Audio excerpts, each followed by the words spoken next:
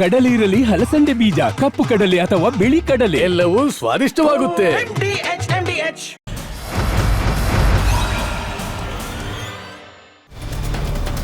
ನಮಸ್ಕಾರ. ಮಹಾಭಾರತ ವಿಶೇಷ ಚರ್ಚಾ ಕಾರ್ಯಕ್ರಮಕ್ಕೆ ಸ್ವಾಗತ. ನಾನು ಸ್ಮಿತಾ ರಂಗನಾಥ್.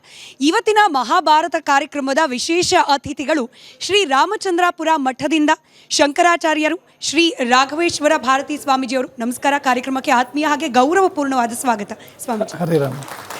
ಹಾಗೆ ಎಂದಿನಂತೆ ಮಹಾಭಾರತ ಕಾರ್ಯಕ್ರಮದಲ್ಲಿ ಇವತ್ತು ನಮ್ಮ ಜೊತೆಯಲ್ಲಿ ಸಭಿಕರಿದ್ದಾರೆ, ಆಡಿಯನ್ಸ್ ಇದ್ದಾರೆ, ತುಂಬಿದ ಮನೆ ಒಂದು ಅರ್ಥದಲ್ಲಿ. ನಮಸ್ಕಾರ, ಎಲ್ಲರಿಗೂ ಪ್ರೀತಿಯ ಸ್ವಾಗತ ಕಾರ್ಯಕ್ರಮಕ್ಕೆ. ನಾವು ಈ ಆಂಗ್ಲ ಕ್ಯಾಲೆಂಡರ್ನ ಬದಲಾವಣೆ, ಆ ಮೂಲಕ ಹೊಸ ವರ್ಷ, ಆ ಸಂಭ್ರಮಾಚರಣೆಯ ಸಂದರ್ಭದಲ್ಲಿದ್ದೇವೆ. ಈ ಸಂದರ್ಭದಲ್ಲಿ ಪ್ರತಿ ವರ್ಷ ಜನವರಿ 1 ಬಂದಾಗ ಗುರುಗಳೇ ಹುಟ್ಟುವಂತಹ ಪ್ರಶ್ನೆ, ಇದು ನಮ್ಮ ಹೊಸ ವರ್ಷ ಅಲ್ಲ, ಅಂದರೆ ಸನಾತನ ಧರ್ಮದ ಪ್ರಕಾರ, ಹಿಂದೂ ಧರ್ಮದ ಪ್ರಕಾರ ಹೊಸ ವರ್ಷ ಅಲ್ಲ, ಇದನ್ನು ಯಾಕೆ ಆಚರಣೆ ಮಾಡಬೇಕು? ಹಿಂಗೊಂದು ಪ್ರಶ್ನೆ. ಇದಕ್ಕೆ ಪ್ಯಾರಲಲ್ ಆಗೇ ಬರೋದು, ಯಾಕೆ ಮಾಡಬಾರ್ದು? ಸಂಭ್ರಮ ಪಡಲಿಕ್ಕೆ ಇದೇ ಧರ್ಮ ಅದೇ ಪದ್ಧತಿ ಅಂತ ಯಾಕೆ ಮಾಡಬೇಕು ಅಂತೇಳಿ ಯಾವ ವ್ಯಾಖ್ಯಾನ ಸರಿ ಅಂತ? ಕುರೂಪಿ ಆದ್ರೂ ತಾಯಿನೇ. ನಮ್ಮ ತಾಯಿ ಕುರೂಪಿ ಅಂತ ಆ ತಾಯಿನ ಬಿಟ್ಟು ಬೇರೆ ಯಾವುದೋ ಹೆಣ್ಮಗಳನ್ನ ತಾಯಿನ ಕರೆಯೋಕ್ಕಾಗಲ್ಲ. ಹಾಗಿರುವಾಗ ಲಕ್ಷಣವಂತೆ ವಾತ್ಸಲ್ಯ ಈ ತಾಯಿನ ಇಟ್ಕೊಂಡು ಆ ತಾಯಿ ಬಿಟ್ಟು ಇನ್ನೊಬ್ಬಳನ್ನ ತಾಯಿ ಅಂತ ಯಾಕೆ ಕರಿಬೇಕು? ನಮ್ಮ ತನಕ್ಕಿಂತ ದೊಡ್ಡದು ಬೇರೆ ಯಾವುದೂ ಇಲ್ಲ. ಹಾಗಾಗಿ ನಮ್ಮ ತನವನ್ನು ಬಿಟ್ಟು ನಾವು ಹೋಗುವಂಥದ್ದು ಎಷ್ಟು ಮಾತ್ರಕ್ಕೂ ಸರಿಯಲ್ಲ. ನಮ್ಮಲ್ಲಿ ಬಡತನ ಇಲ್ಲ, ನಾವು ಯಾಕೆ ಬೇರೆ ಮನೆಗೆ ಹೋಗಿ ಇನ್ನೊಬ್ಬರ ಮನೆಗೆ ಹೋಗಿ ಕೈ ಒಡ್ಡಬೇಕು? ಹಾಗಾಗಿ ನಮ್ಮ ತನದ ಪ್ರಕಾರ ನಾವು ಆಚರಣೆ ಮಾಡುವಂಥದ್ದು ತುಂಬ ತುಂಬ ಸರಿ ಇದೆ ಅಂತ. ಆದರೆ ಕೆಲವ್ರಿಗೆ ಹೇಗೆ ಬರುತ್ತೆ ಅಂತಂದರೆ, ಈಗ ಸಂಪ್ರದಾಯಗಳನ್ನು, ಸಂಸ್ಕೃತಿಯನ್ನು, ಆಚರಣೆಗಳನ್ನು ನಾವು ನಿರ್ದಿಷ್ಟವಾಗಿ ಒಂದು ಚೌಕಟ್ಟು ಹಾಕಿ ಇಷ್ಟೇ ಆಚರಣೆ ಅಂತ ಹೇಳಿ ಮಾಡೋಕೆ ಯಾಕೆ ಒತ್ತಾಯ ಮಾಡಬೇಕು? ಈಗ ನನಗೆ ಮೊಸರನ್ನ ತಿನ್ನೋಕೆ ಇಷ್ಟ ಅಂದರೆ ನಾನು ಮೊಸರನ್ನ ತಿಂತೀನಿ, ಇನ್ನೊಬ್ರಿಗೆ ಬರ್ಗರ್ ಇಷ್ಟ ಅಂದರೆ ಬರ್ಗರ್ ತಿನ್ನಲಿ. ಅವರವರ ವೈಯಕ್ತಿಕ ಇಚ್ಛೆಯಂತೆ ಬದುಕಲಿಕ್ಕೆ ಅವಕಾಶ ಇದೆ. ಅದಕ್ಕೆ ಸಂವಿಧಾನ ಕೂಡ ರಕ್ಷಣೆ ಕೊಟ್ಟಿದೆ. ಇದನ್ನು ಬೇಡ ಅನ್ನೋಕ್ಕೆ ನೀವು ಯಾರು ಅಂತ ಪ್ರಶ್ನೆ ಕೇಳಿಬಿಡ್ತಾರೆ ಒಬ್ಜೆಕ್ಟ್ ಮಾಡಿದವ್ರನ್ನ. ನಿಜ, ಬೇಡ ಅನ್ನೋಕ್ಕೆ ನಾವು ಯಾರೂ ಅಲ್ಲ. ಅದ್ರ ಸಲಹೆ ಕೊಡ್ಬೋದು, ನಿಂಗಲ್ಲಪ್ಪ ಹೊಸ ವರ್ಷ ಅದು ಅಂತ.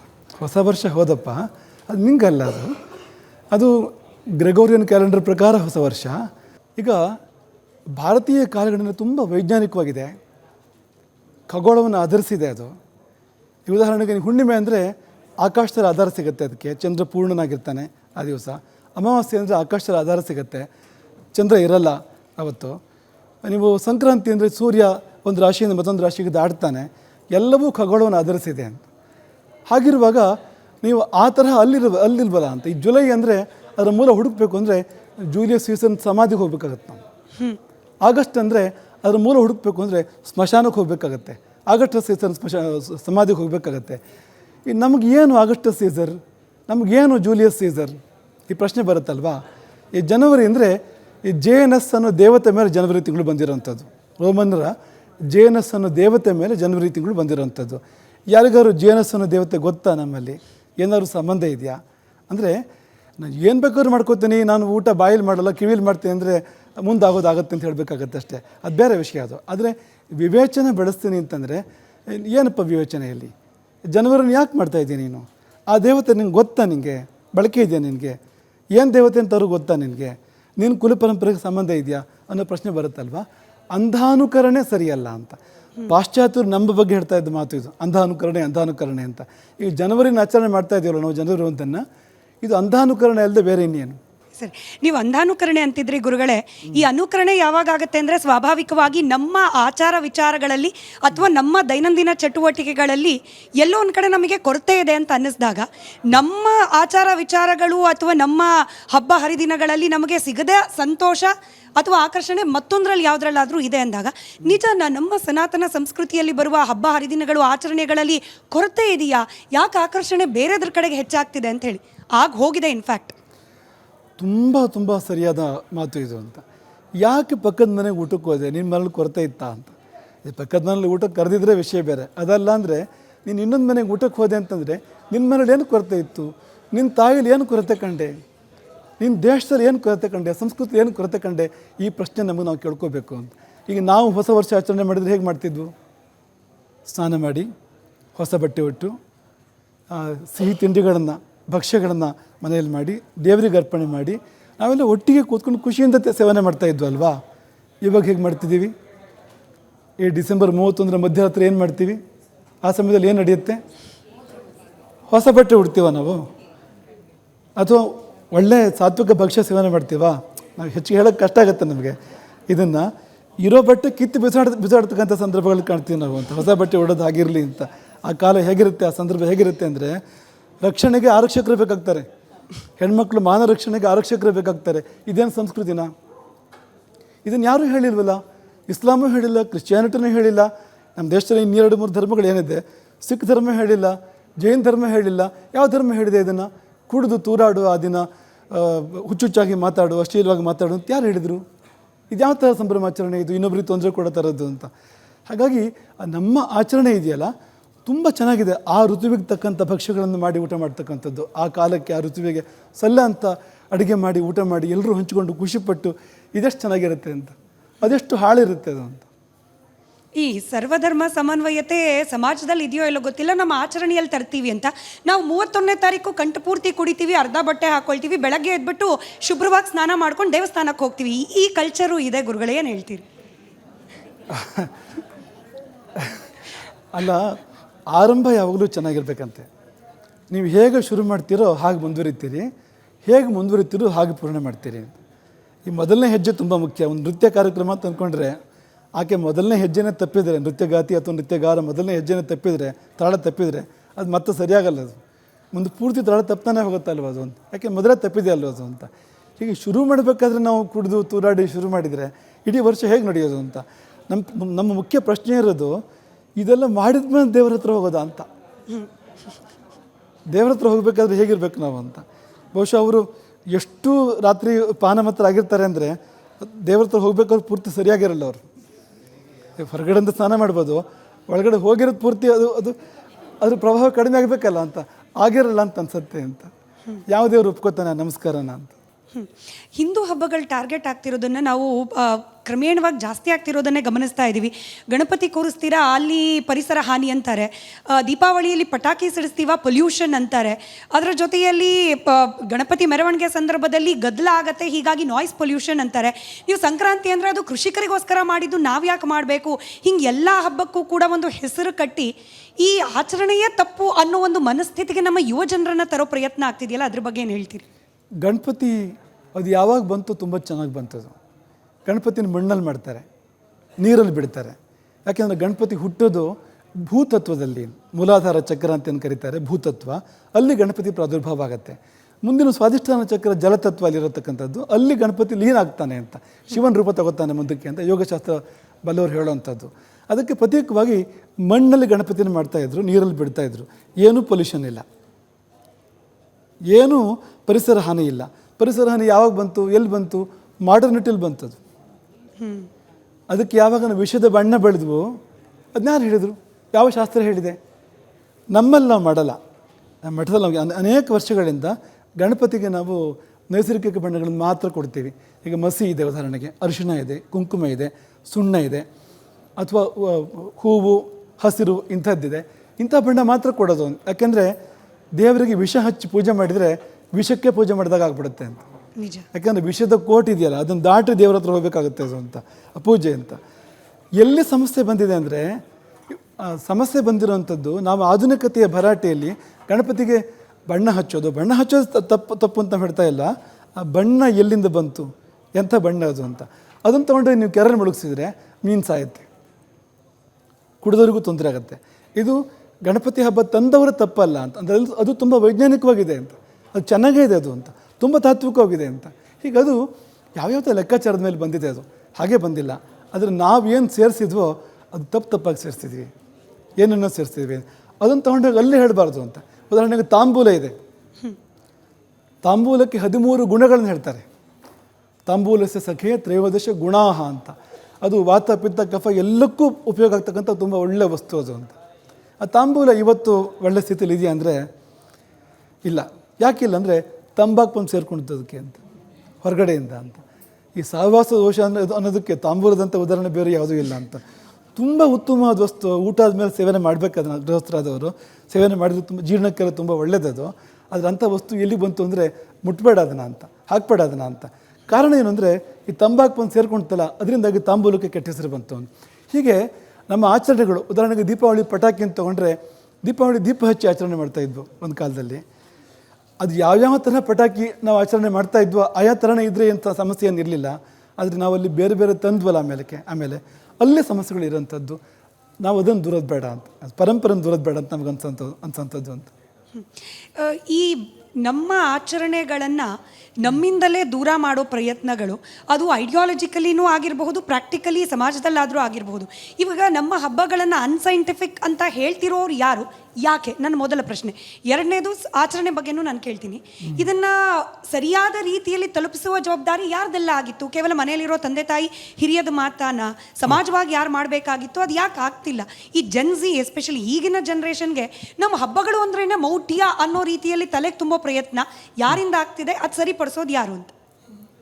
ತುಂಬ ಈ ಪ್ರಶ್ನೆ ನಮಗೆ ಬುಡಕ್ಕೆ ಬರ್ತಾ ಇದೆ, ಹೆಚ್ಚು ಕಡಿಮೆ ಇಲ್ಲಿಗೆ ಬರ್ತಾ ಇದೆ ಆ ಪ್ರಶ್ನೆ. ಅದು ತುಂಬ ಪ್ರಸ್ತುತವಾದ ಪ್ರಶ್ನೆ ಅಂತ ಅನ್ಕೋತೀವಿ ನಾವು, ತುಂಬ ಒಳ್ಳೆಯ ಪ್ರಶ್ನೆ ಅಂತ ಅನ್ಕೋತೀವಿ ಅಂತ. ಮೊದಲ ಪ್ರಶ್ನೆ ಇದೆಲ್ಲ ಯಾರು ಮಾಡ್ತಿರೋದು ಅಂತ ಈ ಪ್ರಶ್ನೆ ಬಂದಿರೋದು. ಅಂದರೆ ಯಾಕೆ ನಮ್ಮ ಹಬ್ಬಗಳು ವೈಜ್ಞಾನಿಕ ಅಲ್ಲ ಅಂತ ಅನ್ನೋ ಆ ಮಾತನ್ನು ಯಾಕೆ ಆಡ್ತಾ ಇದ್ದಾರೆ, ಯಾರು ಆಡ್ತಾ ಇದ್ದಾರೆ ಅಂತ. ಯಾಕೆ ಆಡ್ತಿದ್ದಾರೆ ಅಂತ ಗೊತ್ತಾದರೆ ಯಾರು ಆಡ್ತಿದ್ದಾರೆ ಅಂತ ಗೊತ್ತಾಗ್ಬಿಡುತ್ತೆ ಅಂತ.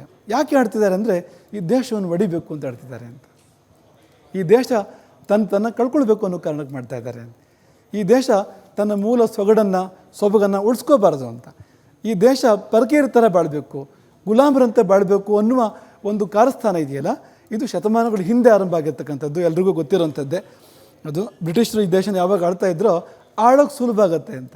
ಇವರೆಲ್ಲ ನಮ್ಮದೆಲ್ಲ ತಪ್ಪು, ಬ್ರಿಟಿಷರದೆಲ್ಲ ಸರಿ ಅನ್ನೋ ನಿರ್ಧಾರಕ್ಕೆ ಬಂದರೆ ಆಳೋಕ್ಕೆ ಸುಲಭ ಆಗುತ್ತೆ ಅನ್ನೋ ಕಾರಣಕ್ಕೆ ಅವ್ರೇನು ತಂದರೂ ಅದೇ ಮುಂದುವರೆದಿದೆ ಇವತ್ತಿಗೂ ಕೂಡ ಅಂತ. ಈಗ ಅವ್ರು ಇಲ್ಲದೇ ಇರ್ಬೋದು, ಅವರ ಮಾನಸ ಪುತ್ರರಿದ್ದಾರೆ, ಇವರು ಪಾಶ್ಚಾತ್ಯರಲ್ಲೇ ಇವತ್ತಿಲ್ಲಿ ಅವ್ರು ಆಡ್ತಾ ಇಲ್ಲ. ಅದು ಅವ್ರದ್ದೇ ಮಾನಸ ಪುತ್ರರು ಈ ದೇಶದಲ್ಲಿ ತುಂಬ ಹಬ್ಬಿ ಹರಡಿದ್ದಾರೆ ಅವರು ಅಂತ. ಅವರುಗಳು ಈ ಕೆಲಸ ಮಾಡ್ತಾ ಇದ್ದಾರೆ. ಅವರು ಮಾಡುವ ಮೂಲ ಉದ್ದೇಶನೇ ಇದನ್ನು ಹಾಳು ಮಾಡುವಂಥದ್ದು ಅಂತ. ನಾವು ಮುಂದೆ ಪ್ರಶ್ನೆ ಕೇಳೋದು, ಈ ಹಬ್ಬಗಳು ವೈಜ್ಞಾನಿಕ ಅಲ್ಲ ಅಂತ ಹೇಳಿದ್ರಲ್ಲ, ನೀವು ಯಾವ ಪ್ರಯೋಗ ಮಾಡಿದ್ದೀರಿ, ಯಾವ ವೈಜ್ಞಾನಿಕ ಪ್ರಯೋಗ ಮಾಡಿದ್ದೀರಿ, ಯಾವ ವೈಜ್ಞಾನಿಕ ಸಂಶೋಧನೆ ಮಾಡಿದ್ದೀರಿ? ವಿಜ್ಞಾನ ಅಂದರೆ ಏನು? ಯಾವುದು ಪುನಃ ಸಂಶೋಧನೆ ಪ್ರಯೋಗದ ಮೂಲಕ ಒಂದು ತೀರ್ಮಾನ ಆಗುತ್ತೋ ಅದು ತಾನೇ ಅದು ವಿಜ್ಞಾನ ಅಂತ ಕರಿತಾ ಇರುವಂಥದ್ದು ಅಂತ. ನೀವು ಪ್ರಯೋಗ ಮಾಡಿದ್ದೀರಾ, ಸಂಶೋಧನೆ ಮಾಡಿದ್ದೀರಾ, ರಿಸರ್ಚ್ ಆಗಿದೆಯಾ ಅಥವಾ ಎಕ್ಸ್ಪೆರಿಮೆಂಟ್ಸ್ ಆಗಿದೆಯಾ? ಇದರ ಮೇಲೆ ಏನಾಗಿದೆ? ಅದು ಏನು ಆಗದೆ ಹಬ್ಬಗಳನ್ನ ಅವೈಜ್ಞಾನಿಕ ಅಂತ ಹೆಂಗೆ ಹೇಳಿದ್ರಿ? ನೀವು ಒಂದು ವೇಳೆ ರಿಸರ್ಚೇ ಮಾಡಿದ್ದಿದ್ರೆ ಹಬ್ಬ ಗೆಲ್ತಾ ಇತ್ತು, ಅನೇಕ ಅಂಶಗಳು, ಒಳ್ಳೆಯ ಅಂಶಗಳು ಹೊರಗೆ ಬರ್ತಾಯಿತ್ತು ಅಲ್ಲಿರೋವಂಥದ್ದು. ಮಾಡ್ದೇನೆ ಹೇಗೆ ತೀರ್ಮಾನ ಮಾಡೋಕ್ಕಾಗುತ್ತೆ? ನಮ್ಮ ದೇಶದ ಕಾನೂನು ಏನು ಹೇಳುತ್ತೆ ಅಂದರೆ, ಯಾರ ಮೇಲಾದರೂ ಆಪಾದನೆ ಬಂದರೆ ಅವನು ಆರೋಪಿ ಅಂತ ಮಾತ್ರ ಕರಿಬೋದು ಹೊರತು ಅಪರಾಧಿಯಿಂದ ಕರೆಯೋಕ್ಕಾಗಲ್ಲ ಅಂತ. ಯಾಕೆಂದರೆ ವಿಚಾರಣೆಗೊಂದು ಅವಕಾಶ ಬೇಕು, ಅವನಿಗೊಂದು ಅವಕಾಶ ಬೇಕು, ತಾನು ಯಾಕೆ ತಪ್ಪು ಮಾಡಿಲ್ಲ, ಹೇಗೆ ತಪ್ಪು ಮಾಡಿಲ್ಲ ಅಂತ ಹೇಳ್ಕೊಳ್ಳೋಕೆ ಅವಕಾಶ ಬೇಕು ಅಂತ. ಅದು ಇಲ್ಲದೇ ಯಾಕೆ ನಮ್ಮ ಸಂಸ್ಕೃತಿನ ಗಲ್ಲಿಗೇರಿಸ್ತಾ ಇದ್ದೀರಿ?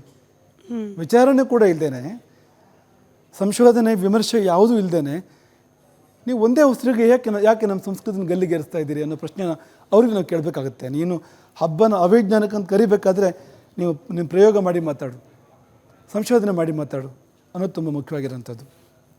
ಇನ್ನೊಂದು ಪ್ರಶ್ನೆ, ಯಾರು ಸಮಾಜಕ್ಕೆ ಇದನ್ನು ಹೇಳಬೇಕಾಗಿತ್ತು ಅಂತ. ಮನೆಯಲ್ಲಿ ತಂದೆ ತಾಯಿ ಹೇಳಬೇಕಾಗಿತ್ತು, ಅಜ್ಜ ಅಜ್ಜಿ ಹೇಳಬೇಕಾಗಿತ್ತು. ಮನೆಯಲ್ಲಿ ತುಂಬ ಕೊರತೆ ಇದೆ ಅದರದ್ದು. ಅಜ್ಜ ಅಜ್ಜಿ ಇಲ್ಲ ಅನ್ನೋಕ್ಕಿಂತ ಅಜ್ಜ ಅಜ್ಜಿ ಬೇಡ ಅನ್ನೋ ಕಾಲಕ್ಕೆ ನಾವು ಬಂದುಬಿಟ್ಟಿದ್ದೀವಿ. ಅಜ್ಜ ಅಜ್ಜಿ ಇದ್ದರೆ ತುಂಬ ಚೆನ್ನಾಗಿರೋದು. ಯಾಕೆಂದರೆ ತಲೆಮಾರು ದಾಟೋದು ತಂದೆ ತಾಯಿಗೆ ಪುರುಸುತ್ತಿಲ್ವಲ್ಲ. ಅಜ್ಜ ಅಜ್ಜಿ ನಮ್ಮ ಪರಂಪರೆಯನ್ನು ಹೇಳ್ಕೊಡ್ತಾಯಿದ್ರು ಮಕ್ಕಳಿಗೆ ಅಂತ. ಆದರೆ ಇವತ್ತು ಅದಾಗ್ತಾ ಇಲ್ಲ. ಅವತ್ತು ತುಂಬ ದೊಡ್ಡ ಒಂದು ಕೊರತೆ, ದೋಷ ಇರ್ತಕ್ಕಂಥದ್ದು ಅಂತ. ಈಗ ಮನೆಗಳಲ್ಲಿ ಆಗ್ತಾಯಿಲ್ಲ. ತಂದೆ ತಾಯಿ ಅವರೇ ಆಚರಣೆ ಮಾಡ್ತಾಯಿಲ್ಲ, ಮಕ್ಕಳಿಗೆ ಏನು ಹೇಳ್ತಾರೆ? ಅವರು ತಪ್ಪು ಆಚರಣೆಗಳು ಮಾಡ್ತಾಯಿದ್ದಾರೆ. ಅಥವಾ ಆಚರಣೆಗಳನ್ನ ಅವರಿಗೂ ಡಿಸೆಂಬರ್ 31 ರಾತ್ರಿ ಅವರು ಹೋಗಿ ಏನಾದರೂ ಮಾಡ್ಕೊಂಡು ಬಂದರೆ ಈ ಮಗು ಏನು ಮಾಡುತ್ತೆ ಮುಂದಕ್ಕೆ? ಇದನ್ನು ಎಲ್ಲ ಆಚಾರ್ಯ ಪೀಠಗಳು, ಮಠಗಳು ಮಾಡಬೇಕಾದ ಕರ್ತವ್ಯ ಇತ್ತು ಅಂತ. ಅದು ಆಗ್ತಾ ಇದೆಯಾ ಅಂದರೆ ತುಂಬ ಸಮಾಧಾನದ ಉತ್ತರ ಕೊಡೋಕೆ ಆಗ್ತಾಯಿಲ್ಲ ನಮಗೆ ಅಂತ. ಮಠಗಳದ್ದು ಮೊದಲನೇ ಕೆಲಸ ನಮ್ಮ ದೃಷ್ಟಿಯಿಂದ ಇದೆಲ್ಲ ಅಂತ.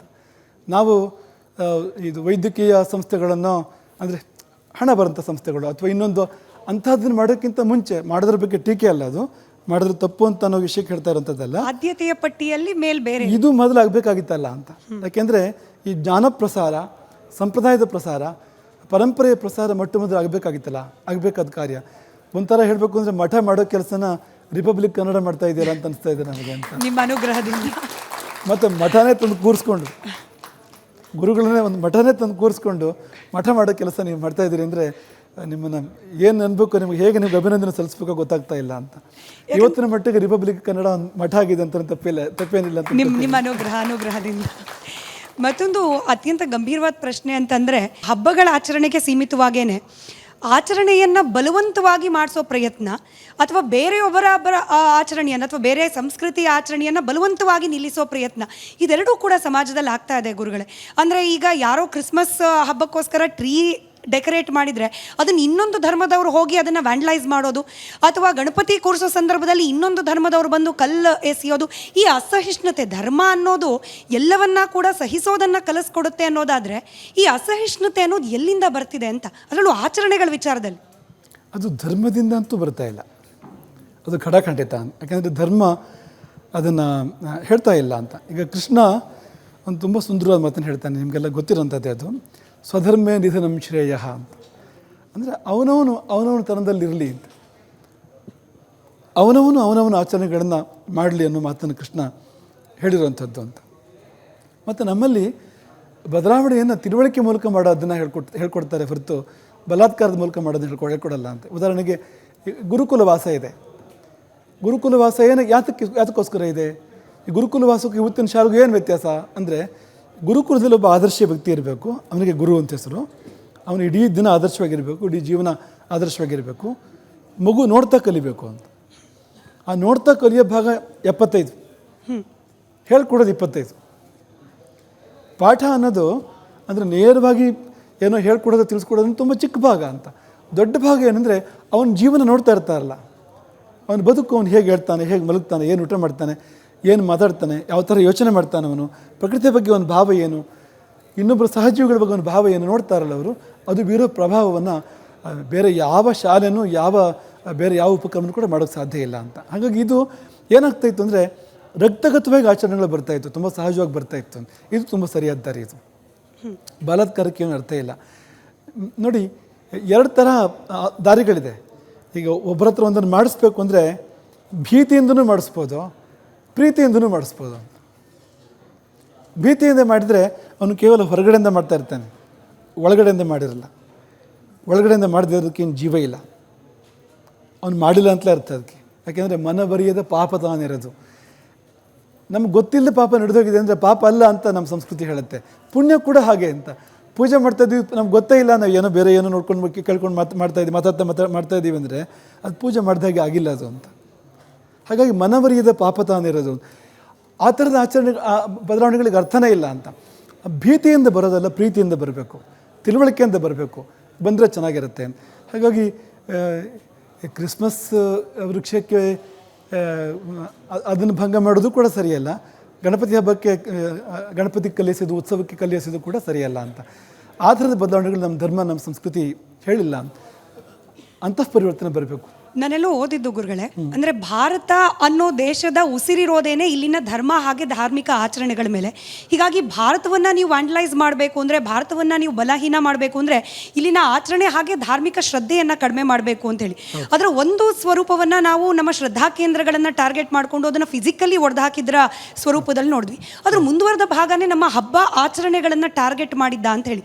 ಯಾಕಂದರೆ ಹಬ್ಬಗಳು ಕೇವಲ ಆಚರಣೆಯಲ್ಲ, ನಮ್ಮ ಸಂಸ್ಕೃತಿಯನ್ನು ಮುಂದಿನ ತಲೆಮಾರಿಗೆ, ಮುಂದಿನ ವರ್ಷಕ್ಕೆ, ಇನ್ಫ್ಯಾಕ್ಟ್ ಹತ್ರದಲ್ಲಿ ಹೇಳೋದಾದರೆ ಅದನ್ನು ವರ್ಗಾಯಿಸುವ ಒಂದು ವೇದಿಕೆಗಳು. ಇದನ್ನು ಟಾರ್ಗೆಟ್ ಮಾಡಿ ಹಬ್ಬಗಳ ಆಚರಣೆಯೇ ಇಲ್ಲ ಅಂತಾದರೆ ಭಾರತದ ಸಂಸ್ಕೃತಿಯ ಮೂಲಕ್ಕೇನೆ ಧಕ್ಕೆ ಕೊಟ್ಟಾಗತ್ತೆ ಅನ್ನೋದು ಓದಿದ್ದು. ಇದ್ರ ಬಗ್ಗೆ ತಮ್ಮ ಅಭಿಪ್ರಾಯ? ನಾವೊಂದು ಉದಾಹರಣೆ ಕೇಳಿದ್ದೆ ಅನ್ಪಾಗ್ತಾ ಇದೆ ನಮಗೆ. ಒಂದು ಕಪ್ಪೆನ ಮೊಘಲರು ಕೊಲ್ಲದಾರ ಹೆಕ್ಕೊಳ್ತಾರೆ ಮತ್ತು ಬ್ರಿಟಿಷರು ಕೊಲ್ಲದಾರ ಹೆಕ್ಕೊಳ್ತಾರೆ. ನೀವೆಲ್ಲರೂ ನಿಮ್ಗೆ ಗೊತ್ತೇ ಇರುತ್ತೆ. ಇದು ಈಗ ಪಾತ್ರೆ ಇದೆ, ನೀರಿದೆ, ಚೂರು ಬೆಂಕಿ ಇದೆ. ಒಂದು ಕಪ್ಪೆ ಕೊಲ್ಲೋದಾದರೆ ಮೊಘಲರು ಹೇಗೆ ಕೊಲ್ತಾರೆ ಅಂದರೆ ಪಾತ್ರೆಯಲ್ಲಿ ನೀರನ್ನು ಚೆನ್ನಾಗಿ ಕುದಿಸಿ ಕಪ್ಪೆನ ಹಾಕ್ತಾರೆ. ಅದಕ್ಕೆ ಒಂದು ಸಾಧ್ಯತೆ ಇದೆ, ಕಪ್ಪೆ ಏನಾದ್ರು ಹಾರಿ ಬದುಕಲೂಬಹುದು, ಒಂದು ವೇಳೆ ಸಾಧ್ಯತೆ ಇದೆ. ಆದರೆ ಬ್ರಿಟಿಷರು ಏನು ಮಾಡ್ತಾರೆ ಅಂದರೆ ಅವ್ರು ಹಾಗೆ ಮಾಡೋದೇ ಇಲ್ಲ. ತಣ್ಣೀರಿಗೆ ಕಪ್ಪೆ ಹಾಕ್ತಾರೆ ಅಷ್ಟೇ, ಆರಾಮಾಗಿರುತ್ತೆ ಕಪ್ಪೆ ತಣ್ಣೀರಿನೊಳಗಡೆ. ಕೆಳಗಡೆ ಒಂದು ಮೊಂಬತ್ತಿ ಹಚ್ಚುತ್ತಾರೆ, ಅವರು ಮೊಂಬತ್ತಿ ಹಚ್ತಾರೆ ಕೆಳಗಡೆಗೆ ಒಂದವರು. ಅದ್ಯಾಕೆ ಹಚ್ತಾರೆ ಅಂದರೆ ಒಳಗಿರೋ ಆಮ್ಲಜನಕ ಎಲ್ಲ ಹೋಗ್ತಾ ಬಂದರೆ ಕಪ್ಪೆಗೆ ಪ್ರಜ್ಞೆ ತಪ್ಪತ್ತೆ. ಆಮೇಲೆ ನೀರು ಬಿಸಿ ಆಗ್ತಾ ಬಂದರೆ ಸತ್ತಿದ್ದು ಗೊತ್ತಾಗಲ್ಲ ಅದಕ್ಕೆ, ಕಪ್ಪೆಗೆ ಹಾಗೆ ಸತ್ತೋಗುತ್ತೆ ಅಂತ.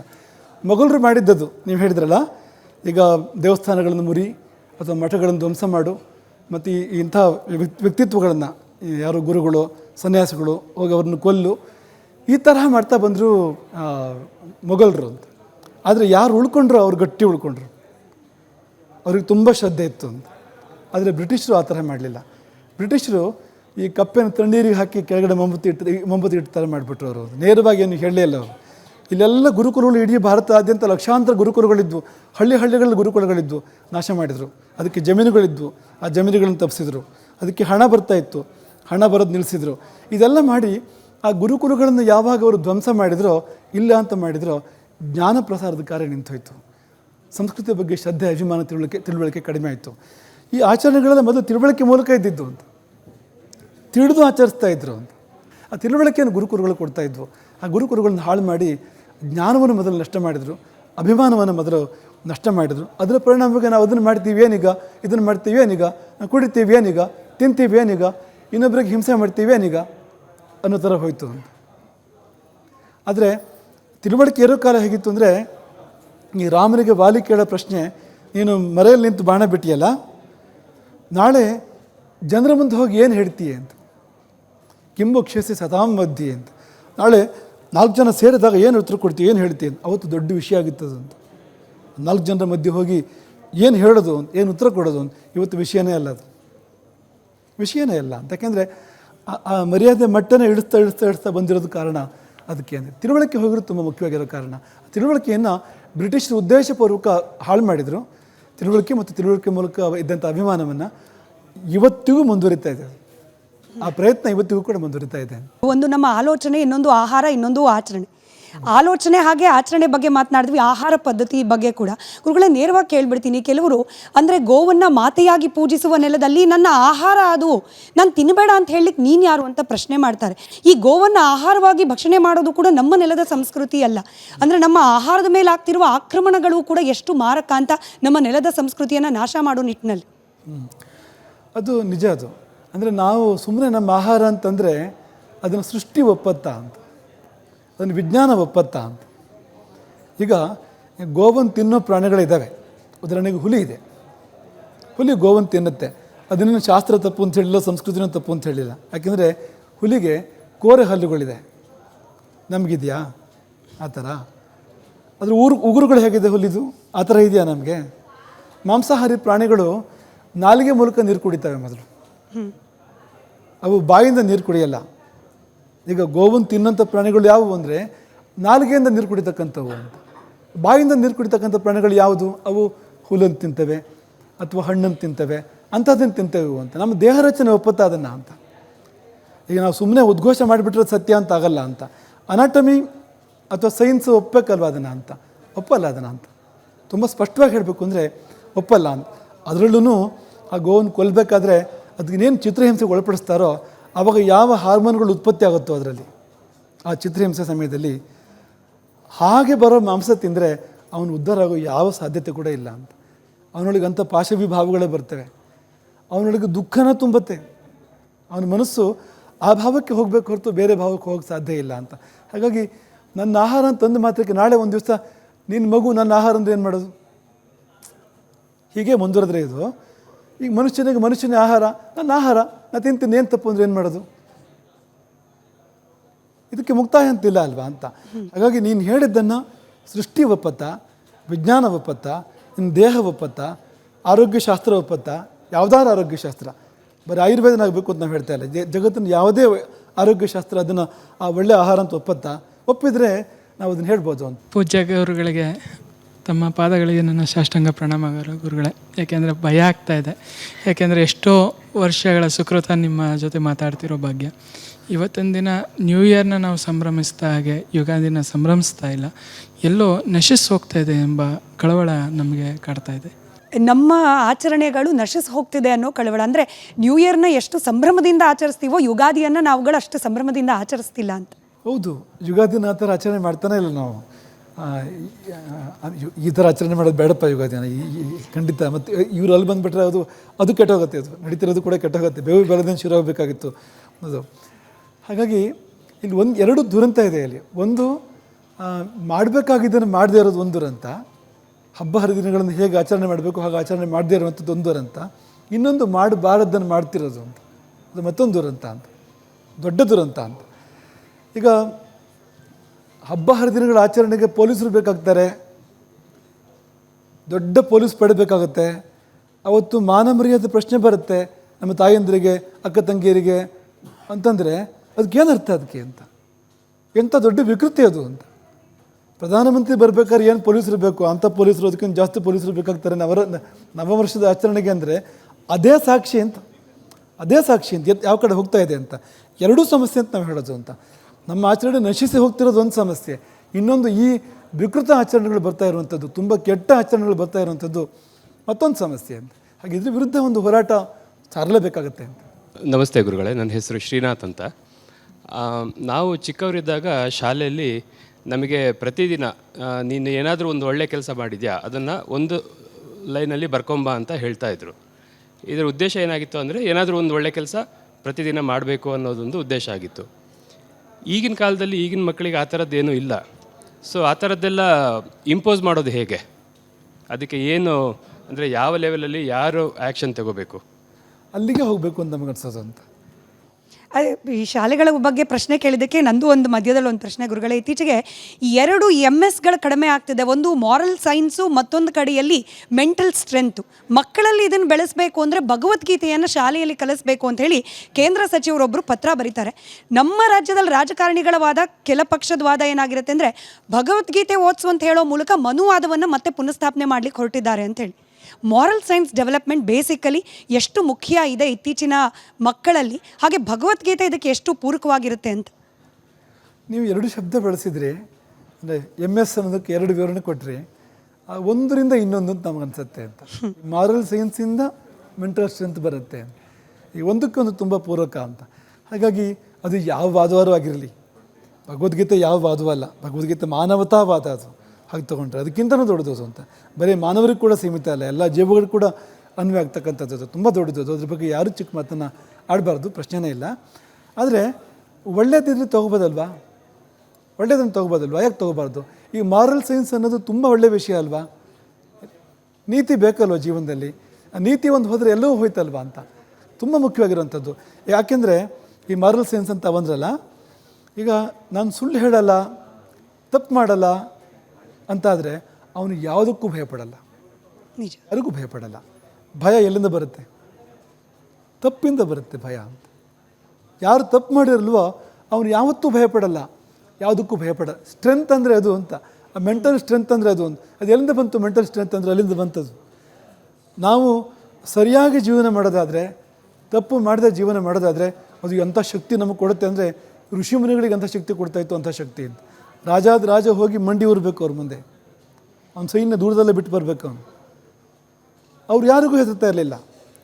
ವಿಶ್ವಾಮಿತ್ರ ವಸಿಷ್ಠರ ಆಶ್ರಮದ ಮೇಲೆ ದಾಳಿ ಮಾಡಿದರೆ ಅವ್ರೇನು ಹೆದರು, ಎಲ್ಲಿಗೂ ಓಡಲಿಲ್ಲ.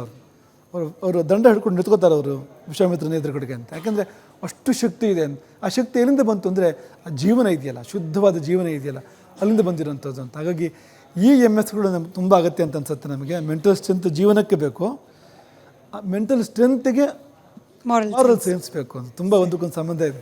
ಗುರುಗಳಿಗೆ ನಮಸ್ಕಾರ. ಹಬ್ಬ ಹರಿದಿನ ಬಗ್ಗೆ ಹೇಳಬೇಕು ಅಂದರೆ, ಇವಾಗ ಇರೋ ಈ ಜೆನ್ಜಿ ಅಂತ ಏನು ಹೇಳ್ಕೊಂಡು ಮಕ್ಕಳಿದ್ದಾರೆ, ಅವ್ರನ್ನ ಸರಿಯಾಗಿ ಆಚರಣೆ ಮಾಡೋಕ್ಕೆ ಹೇಳೋದು ಇರೋ ಜವಾಬ್ದಾರಿ Gen X ಮೇಲೆ ಅನ್ಕೋತೀನಿ. ಬಟ್ ಇವಾಗಿನಿರೋ ಮಾಡರ್ನ್ ಸಿಚುವೇಷನಲ್ಲಿ ಏನಾಗ್ತಾಯಿದೆ ಅಂದರೆ, ಹಬ್ಬ ಹರಿದಿನ ಬರೋಕ್ಕಿಂತ ಮುಂಚೆನೇ ಪೇರೆಂಟ್ಸು ಟ್ರಿಪ್ ಪ್ಲ್ಯಾನ್ ಮಾಡಿಬಿಟ್ಟಿರ್ತಾರೆ, ಈ ಹಬ್ಬದಲ್ಲಿ ಅಲ್ಲಿ ಹೋಗಬೇಕು, ಆ ಹಬ್ಬದಲ್ಲಿ ಇಲ್ಲಿ ಹೋಗಬೇಕು ಅಂತ. ನಮ್ಮ ಚಿಕ್ಕಂದು ನೆನಪು ಮಾಡಿಕೊಂಡ್ರೆ, ಈ ದೀಪಾವಳಿ ಹಬ್ಬ ಅಂದರೆ ಎಲ್ಲ ಮನೆಗೆ ಬರ್ತಾ ಇದ್ರು ಅಂತ. ಹೊರಗಡೆ ಇರೋರು, ದೂರ ಇರೋರು ಎಲ್ಲ ಹೊತ್ತು ಬರ್ತಾ ಇದ್ರು. ಗಣೇಶನ ಹಬ್ಬ ಅಂತಂದರೆ ಎಲ್ಲ ಬರೋರು ಅಂತ. ಅದು ಸಂದರ್ಭ, ಮನೆಯವರು ಹತ್ತಿರ ಇರೋರು ಎಲ್ಲರೂ ಸೇರೋಕ್ಕೆ ಸಂದರ್ಭ ಅಂತ. ಮತ್ತು ಬೇರೆ ಏನಾದರೂ ಈಗ ಉದಾಹರಣೆಗೆ ಯಾವುದೊಂದು ಕೆಲಸ ಇದೆ ಬನ್ನಿ ಅಂತಂದರೆ ಗಣೇಶನ ಹಬ್ಬ ಬರೋಕ್ಕಾಗಲ್ಲ, ದೀಪಾವಳಿ ಹಬ್ಬ ಬರೋಕ್ಕಾಗಲ್ಲ, ಮನೆ ಬಿಟ್ಟು ಬರಲ್ಲ ಅಂತ. ಎಂಥದ್ದಿದ್ರೂ ಕೂಡ ದೀಪಾವಳಿ ಹಬ್ಬ ಬರೋಕ್ಕಾಗಲ್ಲ ಅಂತ. ಇದು ಈ ವಾತಾವರಣ ಮೊದಲು ಇದ್ದಿದ್ದು ಅಂತ. ದೀಪಾವಳಿ ಅಥವಾ ಗಣೇಶನ ಹಬ್ಬ ಮನೆ ಬಿಡೋಕ್ಕಿರೋ ಹಬ್ಬಗಳಲ್ಲ, ಅದು ಮನೇಲಿ ಇರಬೇಕು ಅವತ್ತು ಅಂತ. ಯಾಕೆಂದರೆ ದೇವತೆಗಳು ಮನೆಗೆ ಬರ್ತಾರಲ್ವ ಅವತ್ತು. ನಮ್ಮ ಸಂಸ್ಕೃತಿ ಎಷ್ಟು ಅದ್ಭುತವಾಗಿದೆ ಅಂದರೆ, ಗಣೇಶ ಮನೆಗೆ ಬರ್ತಾ ಇದ್ದಾನಲ್ವ ಅವತ್ತು. ನಾವು ಮನೆ ಬಿಟ್ಟು ಹೋದರೆ ಹಾಗೆ, ಗಣೇಶ ಮುಚ್ಚಿದ ಬಾಗಿಲು ನೋಡ್ಕೊಂಡು ಹೋಗ್ಬೇಕಾ ಅಂತ ಬಂದು ಅಂತ. ಇದನ್ನು ಹೇಳಬೇಕು ಅಂತ. ಹಾಗಾಗಿ ಮನೇಲಿದ್ದು ಗಣೇಶನ ಪೂಜೆ ಮಾಡಬೇಕು, ಸಿಹಿ ಮಾಡಿ ಎಲ್ಲರೂ ಸೇರ್ಕೊಂಡು ತಿನ್ನಬೇಕು, ಸಂತೋಷ ಪಡಬೇಕು, ಕೆಟ್ಟ ಮಾತು ಆಡಬಾರ್ದು, ಹೊತ್ತು ಒಳ್ಳೆ ಮಾತಾಡಬೇಕು. ಅದು ಮುಂದುವರಿಯುತ್ತೆ. ಆಮೇಲೆ ಒಂದು ದಿವಸ ಆ ಥರ ಇದ್ದರೆ ನಾವು ಆ ಪರಂಪರೆ ಮುಂದುವರಿಯುತ್ತೆ ಅಂತ. ಹಾಗಾಗಿ ಹಬ್ಬ ಅನ್ನೋದು ಅವತ್ತು ಮನೆಯವರೆಲ್ಲರೂ ಮನೆಗೆ ಬರುವಂಥ ದಿನ ಹೊರತು ಮನೆಯಿಂದ ಯಾರೂ ಆಚೆ ಹೋಗುವಂಥ ದಿನ ಅಲ್ಲ ನಮ್ಮ ಸಂಸ್ಕೃತಿ ಅದು. ಬಟ್ ಕೆಲವೊಂದು ಸತಿ ಅನಿವಾರ್ಯ ಹೆಂಗಾಗ್ಬಿಡುತ್ತೆ ಅಂದರೆ ವರ್ಷ ಪೂರ್ತಿ ದುಡ್ದಿರ್ತೀವಿ, ಹಬ್ಬದ ಸಮಯದಲ್ಲಿ ರಜಾ ಸಿಗುತ್ತೆ, ಮನೇಲಿದ್ದರೆ ನೆಂಟ್ರನ್ನ ಕರಿಬೇಕಾಗತ್ತೆ, ಇಲ್ಲಾಂದರೆ ಕರಿದಿದ್ರು ನೆಂಟರು ಬಂದುಬಿಡ್ತಾರೆ, ನಾವೇ ಬಾಗ್ಲಾಕೊಂಡು ಹೋದರೆ ಬೆಟರು. ಈ ಮನಸ್ಥಿತಿನೂ ಇದೆ ಗುರುಗಳೇ. ನೀವು ಕನ್ನಡ ಹಿಡಿದ್ಬಿಟ್ರಿ ಅದಕ್ಕೆ. ಇಷ್ಟೆಲ್ಲ ನೀವು ಬಯಲು ಮಾಡಿಬಿಡ್ಬಾರ್ದು ಪೂರ್ತಿ. ಪಾಪ ಎಲ್ಲೋಗ್ಬೇಕು ನೀವು ಇಷ್ಟು ಬಯಲು ಮಾಡಿದರೆ ನಿಜ ಅದು. ಆದರೆ ನಮಗೆ ಒಂದು ಗಂಭೀರವಾಗಿ ಹೇಳೋದಾದರೆ, ಈಗ ರಜೆ ಯಾಕೆ ಕೊಟ್ಟರು ಅಂತ ಮೊದಲು ಯೋಚನೆ ಮಾಡಬೇಕಲ್ವಾ ಇಷ್ಟಕ್ಕೂ. ಈಗ ಹಬ್ಬಕ್ಕೆ ಯಾಕೆ ರಜೆ ಕೊಡಬೇಕು? ಟ್ರಿಪ್ ಹೋಗೋಕೆ ರಜೆ ಕೊಟ್ಟಿರೋದಲ್ಲ ಅದು, ಹಬ್ಬ ಆಚರಣೆ ಮಾಡೋಕ್ಕೆ ಕೊಟ್ಟಿರೋದು ಅದು. ಮೂಲತಃ ಯಾಕೆ ಬಂತು ಹಬ್ಬ ಸಮಯದ ವಿರಾಮ? ಯಾಕೆ ಬಂತು? ಏನು ಕಾರಣ ಅದಕ್ಕೆ? ಏನು ಕಾರಣ ಅಂದರೆ ಅವತ್ತು ಇಡೀ ದೇವರ ನೆನಪಲ್ಲಿ ಇರಬೇಕು ನಾವು. ಅವತ್ತು ಎಲ್ಲ ಜೊತೆಗೂಡಿರಬೇಕು, ಸಂತೋಷವಾಗಿರಬೇಕು, ಹೊಸ ಬಟ್ಟೆ ಹಾಕ್ಕೋಬೇಕು, ಸಿಹಿ ತಿಂಡಿ ತಿನ್ನಬೇಕು, ಸಂಭ್ರಮಾಚರಣೆ ಮಾಡಬೇಕು, ನಗ್ತಾ ಇರಬೇಕು, ಮತ್ತು ಮುಖ್ಯವಾಗಿ ಉಪಾಸನೆ ಮಾಡಬೇಕು. ಯಾಕೆಂದರೆ ಈಗ ಕಾಲ ಇದೆಯಲ್ಲ, ಕಾಲಕ್ಕೆ ಮಧ್ಯ ಮಧ್ಯೆ ಘಟ್ಟಗಳು ಬರ್ತವೆ. ಆ ಘಟ್ಟಗಳಲ್ಲಿ ಕೆಟ್ಟ ಘಟ್ಟಗಳು ಇರ್ತವೆ, ಒಳ್ಳೆ ಘಟ್ಟಗಳು ಇರ್ತವೆ. ಆ ಕಾಲವನ್ನು ಅಂದರೆ ಕಾಲದಲ್ಲಿ ದೇವರು ಹಿಡಿದು ಬರೋದು ಇರುತ್ತೆ, ದೆವ್ವ ಹಿಡಿದು ಬರೋದು ಇರುತ್ತೆ, ಎರಡೂ ಇರುತ್ತೆ ಅಂತ. ಹಾಗಾಗಿ ಈ ಗಣಪತಿಯನ್ನು ಹೋಲಿಸ್ಕೋಬೇಕು ಅಂದರೆ ಅತ್ಯಂತ ಸುಲಭ ಯಾವಾಗ ಅಂದರೆ ಆ ಗಣೇಶನ ಹಬ್ಬದ ದಿವಸ, ಭಾದ್ರಪದ ಶುದ್ಧ ಚೌತಿ ಇದೆಯಲ್ಲ, ಅವತ್ತು ಪ್ರಕೃತಿಯಲ್ಲಿ ಗಣಪತಿ ಸಾನ್ನಿಧ್ಯ ತಾನಾಗಿ ಬಂದಿರುತ್ತೆ ಅಂತ. ಅವತ್ತು ನೀವು ಮಾಡೋದು ನಿಮಗೆ ಅಂದರೆ 100 ಮಾಡೋದ್ರ ಬದಲು 1 ಮಾಡಿದರೆ ಆ ಫಲ ಬರುತ್ತೆ ಅಂತ. ಅಂದರೆ ಆ ಕಾಲಕ್ಕೆ ಅಷ್ಟು ಶಕ್ತಿ ಇದೆ ಅಂತ. ಈಗ ಉದಾಹರಣೆಗೆ ದೇಶಕ್ಕೆ ಶಕ್ತಿ ಇರುತ್ತೆ. ಇಲ್ಲಿ ಮಾಡೋ ಜಪನ ಕಾಶಿಗೆ ಹೋಗಿ ಮಾಡಿದ್ರೆ ತುಂಬ ಜಾಸ್ತಿ ಪರಿಣಾಮ ಅದಕ್ಕೆ, ಗೋಶಾಲೆಯಲ್ಲಿ ಮಾಡಿರೋ ಗೋವಿಂದ ಸನ್ನಿಧಿಯಲ್ಲಿ ಮಾಡಿದ್ರೆ ತುಂಬ ಜಾಸ್ತಿ ಪರಿಣಾಮ ಅದಕ್ಕೆ ಅಲ್ವಾ. ಹಾಗೆ ಗ್ರಹಣ ಸಮಯದಲ್ಲಿ ಜಪ ಮಾಡಿದ್ರೆ ತುಂಬ ಜಾಸ್ತಿ ಪರಿಣಾಮ ಅದಕ್ಕೆ. ಹಾಗೆ ಈಗ ರಾಮನವಮಿ ಬಂತು ಅಂದರೆ ಆ ದಿನ ರಾಮನ ಸಾನ್ನಿಧ್ಯ ಪ್ರಕೃತಿಯಲ್ಲಿ ಬರುತ್ತೆ. ರಾಮನ ಅವತಾರ ಅವತ್ತು ಮಾತ್ರ ಆಗಿದ್ದಲ್ಲ, ಪ್ರಕೃತಿಯಲ್ಲಿ ಪ್ರತಿ ವರ್ಷವೂ ಕೂಡ ಆ ದಿನ ಬಂದರೆ ರಾಮನ ಅವತಾರ ನಮ್ಮ ಪ್ರಕೃತಿಯಲ್ಲಿ ಆಗ್ತಾ ಇರುತ್ತೆ. ಅವತ್ತು ಕಣ್ಮುಚ್ಚಿ ರಾಮನ ಸ್ಮರಣೆ ಮಾಡ್ಕೋಬೇಕು ಅಂತ ಇದಕ್ಕೋಸ್ಕರ ಬಂದಿರೋದು ಆ ರಜೆ ಕೊಡೋ ಪದ್ಧತಿಗಳು. ನನ್ನ ಪ್ರಶ್ನೆ ಏನಂದರೆ, ನಾವಿರೋ ಕಡೆ ಮಾಲು ಮತ್ತು ಪಾರ್ಕು ದೊಡ್ಡದು ಎಲ್ಲ ಇದೆ ಸರ್, ದೊಡ್ಡ ಅಂಗಡಿಗಳು ಆ ಥರ. ಅಲ್ಲಿ ದೊಡ್ಡ ಕಾಲೇಜ್ಗಳು ಕೂಡ ಇದೆ. ಅಲ್ಲಿ ಚಿಕ್ಕ ಮಕ್ಕಳುಗಳು ಓದೋಕ್ಕೆ ಅಂತ ಬಂದಿರ್ತಾರೆ ಸರ್. ಅವರು ಭಾಳ ತುಂಡುಡುಗೆ ಕಡಿಮೆ ಬಟ್ಟೆ ಹಾಕ್ಕೊಂಡಿರ್ತಾರೆ. ಅವ್ರು ಚಿಕ್ಕವರೆಲ್ಲರೂ ಸಿಗರೇಟ್ ಸೇದ್ಕೊಂಡು ಒಬ್ಬರು ಬಾಯಿಯಿಂದ ಇನ್ನೊಬ್ಬರು ಬಾಯಿಗೆ ಸೇದ್ಕೊತಿರ್ತಾರೆ. ಅದರಲ್ಲಿ ಡ್ರಗ್ ಹಾಕಿರ್ತಾರೋ ಏನೋ ನನಗೆ ಗೊತ್ತಿಲ್ಲ. ನಾನು ಒಂದು ಸತಿ ಎದುರುಗೆ ನೋಡಿ ನಂಗೆ ತುಂಬ ಮನ್ಸಿಗೆ ಬೇಜಾರಾಗೋಯ್ತು. ನಮ್ಮ ಮಕ್ಕಳು ಥರ ಇರೋ ಮಕ್ಕಳು ಅನ್ಯಾಯವಾಗಿ ಹೋಗ್ತಾ ಇದ್ದಾರಲ್ಲ, ಓದೋಕ್ಕೆ ಅಂತ ಬಂದಿರೋರು ಈ ಥರ ಮಾರ್ಗದಲ್ಲಿ ಇಳಿತಾ ಇದ್ದಾರಲ್ಲ ಅಂತ ಸ್ವಲ್ಪ ನನ್ನ ಮನಸ್ಸಿಗೆ ಖೇದಾಗಿ, ಇವೆಲ್ಲ ಮಾಡಬಾರ್ದಮ್ಮ, ಓದೋಕ್ಕೆ ಅಂತ ಬಂದಿದ್ದೀರಿ, ಇದೆಲ್ಲ ಒಳ್ಳೆಯದಲ್ಲ ಅಂತ ಹೇಳಿ ಒಳ್ಳೆ ರೀತಿಯಲ್ಲೇ ಹೇಳಿದೆ. ಮೈಂಡ್ ಯುವರ್ ಓನ್ ಬಿಸ್ನೆಸ್ ಅಂತ ನನಗೆ ಹೇಳಿದ್ರು ಅವರು. ನಮ್ಮದು ಬಿಟ್ಟಿದ್ದು ನಿಮ್ಮ ಪುಣ್ಯ. ಅದು ಕರೆಕ್ಟು, ಆ ಥರ ಹೇಳಿದ್ರು. ನನ್ನದೇನೆಂದರೆ ಇದ್ರ ಬಗ್ಗೆ ಅವ್ರಿಗೆ ಜ್ಞಾನ ತಿಳುವಳಿಕೆ ಹೇಳದೇ ಇರೋದು ನಮ್ಮ ಹಿರಿಯರಾದ ತಂದೆ ತಾಯಿ ತಪ್ಪ, ಅಥವಾ ಶಾಲೆಗಳಲ್ಲಿ ಇದಕ್ಕೆ ಒಂದು ಮಹತ್ವವಾದ ಒಂದು ಪಠ್ಯ ಪುಸ್ತಕದಲ್ಲಿ ಇದ್ರ ಬಗ್ಗೆ ಏನೇನು ಸ್ವಲ್ಪ ಮಕ್ಕಳಿಗೆ ತಿಳುವಳಿಕೆ ಹೇಳಿ ಅವರ ಜ್ಞಾನ ಅಭಿವೃದ್ಧಿ ಮತ್ತು ಲೋಕಜ್ಞಾನವನ್ನು ಕೊಡುವ ಶಿಕ್ಷಣ ಬಂದರೆ ತುಂಬ ಒಳ್ಳೆಯದು ಅಂತ ನನ್ನ ಅಭಿಪ್ರಾಯ ಸರ್. ತಮ್ಮ ಗುರುಗಳು ಏನು ಹೇಳ್ತೀರಿ ನೋಡಿ ಸರ್? ಬೇರೆ ಏನು ಹೇಳೋಕ್ಕೆ ಸಾಧ್ಯನೇ ಇಲ್ಲ, ನೀವು ಹೇಳಿದ್ದನ್ನೇ ಹೇಳಬೇಕಾಗುತ್ತೆ. ಅಲ್ಲ, ಇದಕ್ಕೆ ಪೂರಕವಾಗಿ ಗುರುಗಳೇ, ಅಂದರೆ ಹೇಳೋಕೆ ನಾವು ಸಿದ್ಧ, ಕೇಳಿಸ್ಕೊಳ್ಳೋಕೆ ಸಿದ್ಧ ಇದೆಯಾ ಈಗಿನ ಜನ್ರೇಷನು ಅಂತ. ಈಗ ನಾವೇನೋ ಹಬ್ಬ ಹರಿದಿನ ಆಚರಣೆಗಳ ಬಗ್ಗೆ ಅದರ ಮೂಲ ಉದ್ದೇಶನ ವಿವರಿಸ್ಲಿಕ್ಕೆ ಹೋದರೆ ನಮಗೆ ಬೇಡ, ಇದು ಮೈಂಡ್ ಯುವರ್ ಬಿಸ್ನೆಸ್ ಅಂದ್ಬಿಟ್ರೆ ಕಷ್ಟ. ಕೇಳಿಸ್ಕೊಳ್ಳೋ ವ್ಯವಧಾನ ಕೂಡ ಕಮ್ಮಿ ಆಗಿಬಿಟ್ಟಿದೆಯಾ ಅಂತ ಹೇಳಿ ಸವಾಲಿದೆ. ಯಾವುದೇ ಒಳ್ಳೆಯದನ್ನು ಕೊಡೋಕ್ಕೆ ಸುಲಭ ಇಲ್ಲ. ಉದಾಹರಣೆಗೆ ಮಗುಗೆ ಔಷಧ ಕೊಡಬೇಕು ಅನ್ನೋ ಸುಲಭ ಇದೆಯಾ ಅಂತ? ಖಂಡಿತ ಇಲ್ಲ. ತಗೊಳುತ್ತಾ? ಯಾವ ಮಗು ಇಷ್ಟಪಟ್ಟು ತಗೊಳುತ್ತೆ ಔಷಧನ? ತಗೊಳ್ಳಲ್ಲ ಅಲ್ವಾ? ಚಿಕ್ಕ ಮಗು ನಾವು ಹೇಳ್ತಾ ಇರೋದು, ನಾವು ತಗೊಳುತ್ತಾ ಔಷಧನ? ಒಳ್ಳೆ ಮಗುನೇ ತಗೊಳ್ಳಲ್ಲ ಅಲ್ವಾ? ಏನು ಮಾಡ್ತೀರಿ? ಆಗ ನೀವು ಜೇನಲ್ಲಿ ಬೆರೆಸ್ಕೊಡ್ತೀರಿ ಅದನ್ನು. ಮಗುಗೆ ಅದು ಔಷಧ ಅಂತ ಹೇಳಲ್ಲ ನೀವು, ಜೇನಲ್ಲಿ ಬೆರೆಸಿ ಜೇನು ಅಂತ ನೀವು ಕೊಡ್ತೀರಿ, ಮಗು ತಗೊಳುತ್ತಲ್ವ ಅದನ್ನು. ಆ ಥರ ಹೋಗಬೇಕಾಗತ್ತೆ ಅಂತ ನಮಗನ್ಸೋದು. ನಮಗೆ ಅದು ಮಗು ದೋಷ ಅನ್ನೋದಕ್ಕಿಂತ ನಮ್ಮ ದೋಷ ಅದು ಅಂತ. ಅಂದರೆ ಹೇಳೋ ಶಕ್ತಿ ನಮಗೆ ಬೇಕು, ನಮಗೆ ಸಹನೆ ಬೇಕು. ಈ ಥರ ಹೇಳಿದ್ರೆ ಕೇಳಲ್ಲ ಅಂದರೆ ಬೇರೆ ಥರ ಹೇಳ್ಬೋದಾ ಅಂತ, ಇನ್ನೊಂದು ಥರ ಹೇಳ್ಬೋದಾ ಅಂತ. ಆ ಮಗು ಯಾವುದನ್ನು ಇಷ್ಟಪಡುತ್ತೋ, ಎಲ್ಲಿದೆಯೋ, ಯಾವ ಥರ ಅದಕ್ಕೆ ಹಿಡಿಯುತ್ತೋ ಆ ಥರ ಮಾಡಿ ಹೇಳಬೇಕಾಗತ್ತೆ ಅಂತ. ಒಂದಂತೂ ಖಂಡಿತ, ಅದರೊಳಗೂ ಜೀವ ಇದೆ. ಆ ಜೀವ ಇದನ್ನು ಇಷ್ಟಪಟ್ಟೇ ಪಡುತ್ತೆ. ಅದು ಜೀವ ಅಂತಾದರೆ ಒಳಿತನ್ನು ಇಷ್ಟಪಡದೇ ಇರೋಕ್ಕೆ ಸಾಧ್ಯ ಇಲ್ಲ. ಯಾಕೆಂದರೆ ಆ ಜೀವದ ಒಳಿತಕ್ಕೋಸ್ಕರ ಇರುವಂಥದ್ದಿದೆ ಅಲ್ವೂ ಕೂಡ ಅಂತ, ಇಷ್ಟಪಟ್ಟೇ ಪಡುತ್ತೆ ಅಂತ. ಆದರೆ ದಾರಿ ಯಾವುದು ನೋಡಬೇಕು ಅಂತ, ಯಾವ ಥರ ಹೇಳಿದರೆ ಅದಕ್ಕೆ ಹಿಡಿಯುತ್ತೆ ಅನ್ನೋದು ನೋಡಬೇಕಾಗತ್ತೆ ಅಂತ. ಆ ಮಗು ಒಂದು ವೇಳೆ ಮೈಂಡ್ ಯುವರ್ ಬಿಸ್ನೆಸ್ ಅಂತ ಹೇಳಿದರೆ ನಾವು ನಿರಾಸೆ ಆಗಬೇಕಾಗಿಲ್ಲ ಅಂತ, ನಮ್ಮ ಪ್ರಯತ್ನ ಮುಂದುವರಿಸ್ಬೇಕಾಗತ್ತೆ ಅಂತ, ಇದೇ ನಮ್ಮ ಬಿಸ್ನೆಸ್ ಅಂತ ಹೇಳಬೇಕಾಗತ್ತೆ ಅಂತ. ನಾವು ಹಿರಿಯರಿಗೆ ಮತ್ತೇನು ಕರ್ತವ್ಯ, ಇದೇ ತಾನೇ ಕರ್ತವ್ಯ ಹಿರಿಯರಿಗೆ ಅಂತ, ಅದೇ ತಾನೇ ಮಾಡ್ತಿರೋದು ನೀವು ಅಂತ. ಹಾಗಾಗಿ ಮರಳಿ ಯತ್ನ ಮಾಡು, ಬೇರೆ ದಾರಲ್ಲಿ ಬಾ ಅಂತ, ಆ ಕಡೆ ದಾರಲ್ಲಿ ಬಾ, ಈ ಕಡೆ ದಾರಲ್ಲಿ ಬಾ ಅಂತ ಆ ಪ್ರಯತ್ನ ಮಾಡಬೇಕಾಗತ್ತೆ ಅಂತ ಅನಿಸುತ್ತೆ. ನಮ್ಮ ಹಬ್ಬಗಳ ಬಗ್ಗೆ ಕುಯುಕ್ತಿ ನುಡಿಯೋಂಥ ಜನರು ಅವರು ಹೊಟ್ಟೆ ತುಂಬಿಸ್ಕೊತಾ ಇರೋದು ಕೂಡ ನಮ್ಮ ಹಬ್ಬಗಳಿಂದಾನೆ. ಈಗ ರಾಮ ಮಂದಿರ ನಿರ್ಮಾಣ ಆದಾಗ ಏನು ಉದ್ಯೋಗ ಸೃಷ್ಟಿ ಆಯಿತಾ ಅಂದರು, 22 ಲಕ್ಷಕ್ಕೂ ಹೆಚ್ಚು ಉದ್ಯೋಗ ಅಲ್ಲಿ ಸೃಷ್ಟಿಯಾಗಿದೆ. ಅದು ಆಗದೇ ಇದ್ದಿದ್ರೆ ಎಷ್ಟು ಜನರು ಇವತ್ತು ಅವರು ಹೊಟ್ಟೆ ತುಂಬಿಸ್ಕೊಳಕ್ಕಾಗ್ತಾಯಿಲ್ಲ. ಅದೇ ರೀತಿ ವೈಷ್ಣೋದೇವಿ ಇರ್ಬೋದು, ಅಮರನಾಥ ಯಾತ್ರೆ ಇರ್ಬೋದು, ಅಲ್ಲಿ ಯಾರು ದುಡಿತಾ ಇದ್ದಾರೆ ನಮ್ಮ ಹಬ್ಬಗಳಿಂದ? ನಾನೇನು ಹೇಳ್ತಾ ಇದ್ದೀನಿ, ನಮ್ಮ ಹಬ್ಬಗಳು ಮೂಢನಂಬಿಕೆಯಿಂದ ಕೂಡಿದೆ, ವಿಶೇಷತೆ ಇಲ್ಲ ಅನ್ನೋ ಜನರು ಹೊಟ್ಟೆ ತುಂಬ್ತಾ ಇರೋದು ನಮ್ಮ ಹಬ್ಬಗಳಿಂದಾನೆ. ನಮ್ಮ ಹಬ್ಬಗಳು ಏನಾದರೂ ಸ್ವಲ್ಪ ಕಡಿಮೆ ಅಥವಾ ನಿಷೇಧ ಆದರೆ ಇವರೆಲ್ಲ ಬೀದಿಗೆ ಬರೋದು ಶತಸಿದ್ಧ. ಸರಿನೇ. ನಮ್ಮಲ್ಲಿ ಸಂಸ್ಕೃತದಲ್ಲಿ ಸ್ಥೂಣ ನಿಘನ ನ್ಯಾಯ ಅಂತ ಒಂದು ನ್ಯಾಯ ಇದೆ. ಸ್ಥೂಣ ನಿಘನನ ನ್ಯಾಯ ಅಂತ ಅಂದರೆ ಅದು ತುಂಬ ಸರಳವಾಗಿದೆ. ಕಂಬ ಹುಗಿತಾರಲ್ಲ, ಈ ಪೇಟೆಗಳಲ್ಲಿ ಆ ವಿಷಯ ಏನಿಲ್ಲ, ಹಳ್ಳಿಗಳಲ್ಲಿ ಕೃಷಿ ಮತ್ತೊಂದು ಮಾಡೋ ಜಾಗದಲ್ಲಿ ಈ ಕಂಬ ಹುಗಿಯೋದು ಅಂತ ಪದ್ಧತಿ ಬರುತ್ತಲ್ಲ, ಕಂಬ ಹುಗಿಬೇಕಾದ್ರೆ ಅದನ್ನು ಅಲ್ಲಾಡಿಸ್ತಾರೆ ಅಲ್ವಾ? ನೀವು ಯಾರು ನೋಡಿದ್ದೀರೋ ನಮಗೆ ನೋಡಿರ್ಬೋದು ಅನೇಕರು ನಿಮ್ಮಲ್ಲಿ. ಅಲ್ಲಾಡಿಸಿ ಮತ್ತು ಅದಕ್ಕೆ ಚಿಕ್ಕ ಚಿಕ್ಕ ಕಲ್ಲುಗಳನ್ನು ಹಾಕಿ ಅದನ್ನು ಗಟ್ಟಿ ಮಾಡ್ತಾರೆ. ಅದನ್ನು ಅಲ್ಲಾಡಿಸೋ ಉದ್ದೇಶವನ್ನು ಕೀಳೋದ? ಅಲ್ಲಾಡಿಸಿದ್ರೆ ಏನಾಗುತ್ತೆ? ಗಟ್ಟಿ ಆಗುತ್ತಲ್ವ ಅದು. ಸ್ಥೂಣ ನಿಘನ, ಸ್ಥೂಣ ಅಂದರೆ ಕಂಬ, ನಿಖನನ ಅಂದರೆ ಕಂಬವನ್ನು ಹುಗಿಯೋದು. ಈ ಸ್ಥೂಣ ನಿಖನನ ನ್ಯಾಯ ಅಂದರೆ ಅದು ಅಂತ. ಅಂದರೆ ನೀವು ಅಲ್ಲಾಡಿಸಿದ ಮಾತ್ರಕ್ಕೆ ಅಲ್ಲಾಡಿಸಿದ್ರಿಂದ ನಾವು ದುರ್ಬಲ ಆಗ್ತೀವಿ ಅಂತೇನಿಲ್ಲ ಅಂತ. ಈ ಬೆಂಕಿ ಇದೆಯಲ್ಲ, ನೀವು ಹೋಗಿ ಕೆದಕಿದ್ರೆ ಜಾಸ್ತಿ ಉರಿಯುತ್ತೆ ಅದು. ಈಗ ಆಗ್ತಾ ಇರೋದು ಅದು ಅಂತ ನಮ್ಗೆ ಅನಿಸುತ್ತೆ ಅಂತ.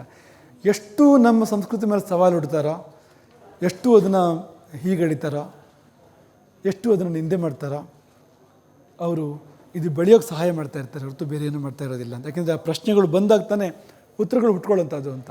ಈಗ ದೀಪಾವಳಿ ಹಬ್ಬ ಆಚರಣೆ ಮಾಡಿದ ಮಾತ್ರಕ್ಕೆ ಅಥವಾ ನವವರ್ಷದ ಯುಗಾದಿ ಆಚರಣೆ ಮಾಡಿದ ಮಾತ್ರಕ್ಕೆ ಯಾರೋ ಬಂದು ತಲೆ ಹೊಡೆಯಲ್ಲ ಇವತ್ತು. ಆ ತಲೆ ಹೊಡೆಯೋ ಕಾಲ ಒಂದಿತ್ತು, ಆದರೂ ಬಿಡ್ತಾ ಇರಲಿಲ್ಲ, ಆಚರಣೆ ಮಾಡ್ತಾಯಿದ್ರು ಅವರು ಅಂತ. ಇನ್ನೂ ಜಾಸ್ತಿ ಆಚರಣೆ ಮಾಡ್ತಾಯಿದ್ರು, ಯಾಕೆಂದರೆ ಇನ್ನೂ ಜಾಸ್ತಿ ಸವಾಲಿತ್ತು, ಇದಕ್ಕಿಂತ ಜಾಸ್ತಿ ಸವಾಲಿತ್ತು. ಹಾಗಾಗಿ ಸವಾಲುಗಳು ನಮ್ಮನ್ನು ದುರ್ಬಲಗೊಳಿಸ್ಬೇಕು ಅಂತೇನಿಲ್ಲ, ನಮ್ಮನ್ನು ಬಲಶಾಲಿಗಳಾಗಿ ಮಾಡ್ಬೋದು ಅದು ಅಂತ. ಶಾಲೆಗಳ ಬಗ್ಗೆ ಪ್ರಸ್ತಾಪ ಮಾಡ್ತಿದ್ರು ಗುರುಗಳೇ, ಹಾಗಾಗಿ ಇದೊಂದು ಉಪಪ್ರಶ್ನೆ. ಈ ಸೆಕ್ಯುಲಾರಿಸಮ್ ಅನ್ನೋ ಪದವನ್ನು, ಸರ್ವಧರ್ಮ ಸಮನ್ವಯತೆ ಅನ್ನೋ ಒಂದು ಭಾರವಾದ ವ್ಯವಸ್ಥೆಯನ್ನು ನಮ್ಗಳ ಮೇಲೆ ಹಾಕಿ ಶಾಲೆಯಲ್ಲಿ ಸರಸ್ವತಿ ಪೂಜೆ ಮಾಡೋ ಹಾಗಿಲ್ಲ, ಶಾಲೆಯಲ್ಲಿ ಗಣಪತಿಯನ್ನು ಕೂರಿಸೋ ಹಾಗಿಲ್ಲ. ಯಾಕಂದರೆ ಅನ್ಯ ಧರ್ಮೀಯ ಮಕ್ಕಳು ಬರ್ತಾರೆ, ಅವರ ಧಾರ್ಮಿಕ ಭಾವನೆಗಳಿಗೆ ಧಕ್ಕೆ ಆಗುತ್ತೆ ಅನ್ನೋದೊಂದು ವ್ಯವಸ್ಥೆ ಸರ್ಕಾರ, ಅಂದರೆ ಯಾರ ಕೈಲಿ ಆಡಳಿತ ಇದೆ ಅವರೇನೇ ಇಂಥದ್ದೊಂದು ನಿಯಮವನ್ನು ತಂದುಬಿಟ್ರೆ ಹೇಗೆ ಅಂತ. ಶಾಲೆಗಳಲ್ಲಿ ಬೇಸಿಕಲಿ ಹಬ್ಬಗಳ ಆಚರಣೆ ತಪ್ಪು, ಅದು ಮಾಡೋದೇ ನಿಷಿದ್ಧ ಅನ್ನೋ ರೀತಿಯ ವಾತಾವರಣ ಅವಶ್ಯಕನಾ ಅಂತ. ಈ ದೇಶದಲ್ಲಿ ಇಸ್ಲಾಮಿಗೆ ಅವಕಾಶ ಕೊಡಲಾಗಿದೆ, ಕ್ರಿಶ್ಚಿಯಾನಿಟಿಗೆ ಅವಕಾಶ ಕೊಡಲಾಗಿದೆ. ಅಂದರೆ ಈ ದೇಶ, ಈ ಮಣ್ಣು ಲಕ್ಷಾಂತರ ಚರ್ಚ್ಗಳಿಗೆ, ಮಸೀದಿಗಳಿಗೆ ಆಶ್ರಯ ಕೊಟ್ಟಿದೆ, ನೆಲೆ ಕೊಟ್ಟಿದೆ. ನಮ್ಮ ಶಾಲೆಯಲ್ಲಿ ಯಾಕೆ ಗಣಪತಿಗೆ ಅವಕಾಶ ಇಲ್ಲ ಅಂತ ಸರಳವಾದ ಪ್ರಶ್ನೆ ಇದು ಅಂತ. ಈ ದೇಶ ಹೀಗೆ ಹೋಗಿದೆ ಅಂತ. ಇಡೀ ಪ್ರಪಂಚದ ಎಲ್ಲ ಮತಗಳಿಗೆ, ಧರ್ಮಗಳಿಗೆ, ಮತಾಚಾರ್ಯಗಳಿಗೆ ಅವಕಾಶ ಕೊಟ್ಟಿರ್ತಕ್ಕಂಥ ದೇಶ ಅಲ್ವಾ ಅಂತ. ಅವರುಗಳಿಗೆ ದೇಶ ಅವಕಾಶ ಕೊಟ್ಟ ಮೇಲೆ ನಮ್ಮದೇ ಒಂದು ಗಣಪತಿ ಪೂಜೆಗೂ ಮತ್ತೊಂದಕ್ಕೂ ಶಾಲೆಗಳ ಅವಕಾಶ ಇಲ್ಲ ಅಂದರೆ ಏನು ಮಾಡಿದಂತೆ ಆಯಿತು ಅಂತ. ನಮಗೇನದು ಸೆಕ್ಯುಲರಿಸಮ್, ಸರ್ವಧರ್ಮ ಸಮನ್ವಯ ಅಂದರೆ ಯಾವುದೋ ಧರ್ಮನ ತೆಗೆದಾಕು ಅಂತ ಅರ್ಥ ಅಲ್ಲ ಅದಕ್ಕೆ ಅಂತ. ಇರಬೇಕಲ್ವಾ ಅದು ಅಂತ, ಬರಬೇಕಲ್ವಾ ಅಂತ. ಸರ್ವಧರ್ಮ ಸಮನ್ವಯ ಅಂದರೆ ಗಣಪತಿ ಪೂಜೆಯನ್ನು ಮಾಡ್ತೀಯ ನೀನು, ಬೇರೆ ಧರ್ಮದಲ್ಲಿ ಬೇರೆ ಮತ್ತಲ್ಲಿ ಏನಾದ್ರು ತಿರುಳಿದ್ರೆ ಒಳ್ಳೇದಿದ್ದರೆ ಅದನ್ನು ಕೂಡ ತಗೋತೀಯ ಅಂತ. ಅದು ತಾನೇ ಸರ್ವಧರ್ಮ ಸಮನ್ವಯ ಅಂತ. ಈ ಗಣಪತಿ ಪೂಜೆ ಮಾಡದೇ ಇರೋದು ಸರ್ವಧರ್ಮ ಸಮನ್ವಯ ಆಗತ್ತಾ ಅಂತ. ಹಾಗಾಗಿ ಮೊದಲು ಅವರು ಅದನ್ನು ನೆನಪು ಮಾಡ್ಕೋಬೇಕು ಅಂತ. ಈ ದೇಶದಲ್ಲಿ ಎಲ್ಲ ಮತ ಧರ್ಮಗಳ ಆಚರಣೆಗಳು, ಶ್ರದ್ಧಾ ಕೇಂದ್ರಗಳು, ಈ ಮಣ್ಣು ಜಾಗ ಕೊಟ್ಟಿದೆ. ಹಾಗಾಗಿ ಜಾಗ ಕೊಟ್ಟ ಧರ್ಮಕ್ಕೆ ಜಾಗ ಇಲ್ಲ ಅಂತ ಎಲ್ಲೂ ಮಾಡೋಕ್ಕೆ ಅವಕಾಶ ಇಲ್ಲ. ಒಂದು ವೇಳೆ ಅಲ್ಲೇನೇ ಒಂದು ಗಣಪತಿ ಪೂಜೆ ಮಾಡಿದ್ರು ಮಾಡೋಕ್ಕೆ ಅವಕಾಶ ಕೊಡಬೇಕು ನ್ಯಾಯವಾಗಿ ಅಂತ ನಾವು ಹೇಳೋದು ಅಂತ. ಯಾವುದಾದ್ರು ಚರ್ಚಲ್ಲಿ ಗಣಪತಿ ಪೂಜೆ ಮಾಡಿದ್ರು ಮಾಡೋಕ್ಕೆ ಅವಕಾಶ ಕೊಡಬೇಕು. ಯಾಕೆಂದರೆ ಈ ಮಣ್ಣು ಗಣಪತಿ ಮಣ್ಣಲ್ವ ಇದು ಅಂತ, ಈ ದೇಶದ ಮಣ್ಣು ಅಂದರೆ ಅಂತ. ಯಾಕೆ ಅವಕಾಶ ಕೊಡಬಾರದು ಅಂತ. ಗುರುಗಳೇ ನಮಸ್ತೆ, ನಂದಿನಿ ಅಂತ. ಒಂದು ಲೈನ್ ಓದ್ತೀನಿ. ಹಿಂದುತ್ವ ಸಮಸ್ಯೆ ಅಲ್ಲ, ಹಿಂದುತ್ವವಿಲ್ಲದ ಯುವಕರು ಸಮಸ್ಯೆ. ಸೆಕೆಂಡ್ ಒನ್ ಬಂದು ಸಂಸ್ಕೃತಿ ಉಳಿದ್ರೆ ದೇಶ ಉಳಿಯುತ್ತೆ. ಸೊ ಈ ಸಂಸ್ಕೃತಿ ಉಳಿಬೇಕಾದ್ರೆ ನಮ್ಮ ಸ್ವಾಮೀಜಿಗಳ ಪಾತ್ರ ಏನಿರುತ್ತೆ ಅದರಲ್ಲಿ, ಈ ಸ್ವಾಮೀಜಿಗಳನ್ನ ಕೆಲವೊಂದು ರಾಜಕೀಯ ಪಕ್ಷಗಳು ತಮ್ಮ ವೋಟ್ ಬ್ಯಾಂಕು ಮತ್ತು ದಾಳವಾಗಿ ಬಳಸ್ತಾ ಇದ್ದಾರೆ. ಅವ್ರಿಗೆ ನಿಮ್ಮ ಇದೇನು?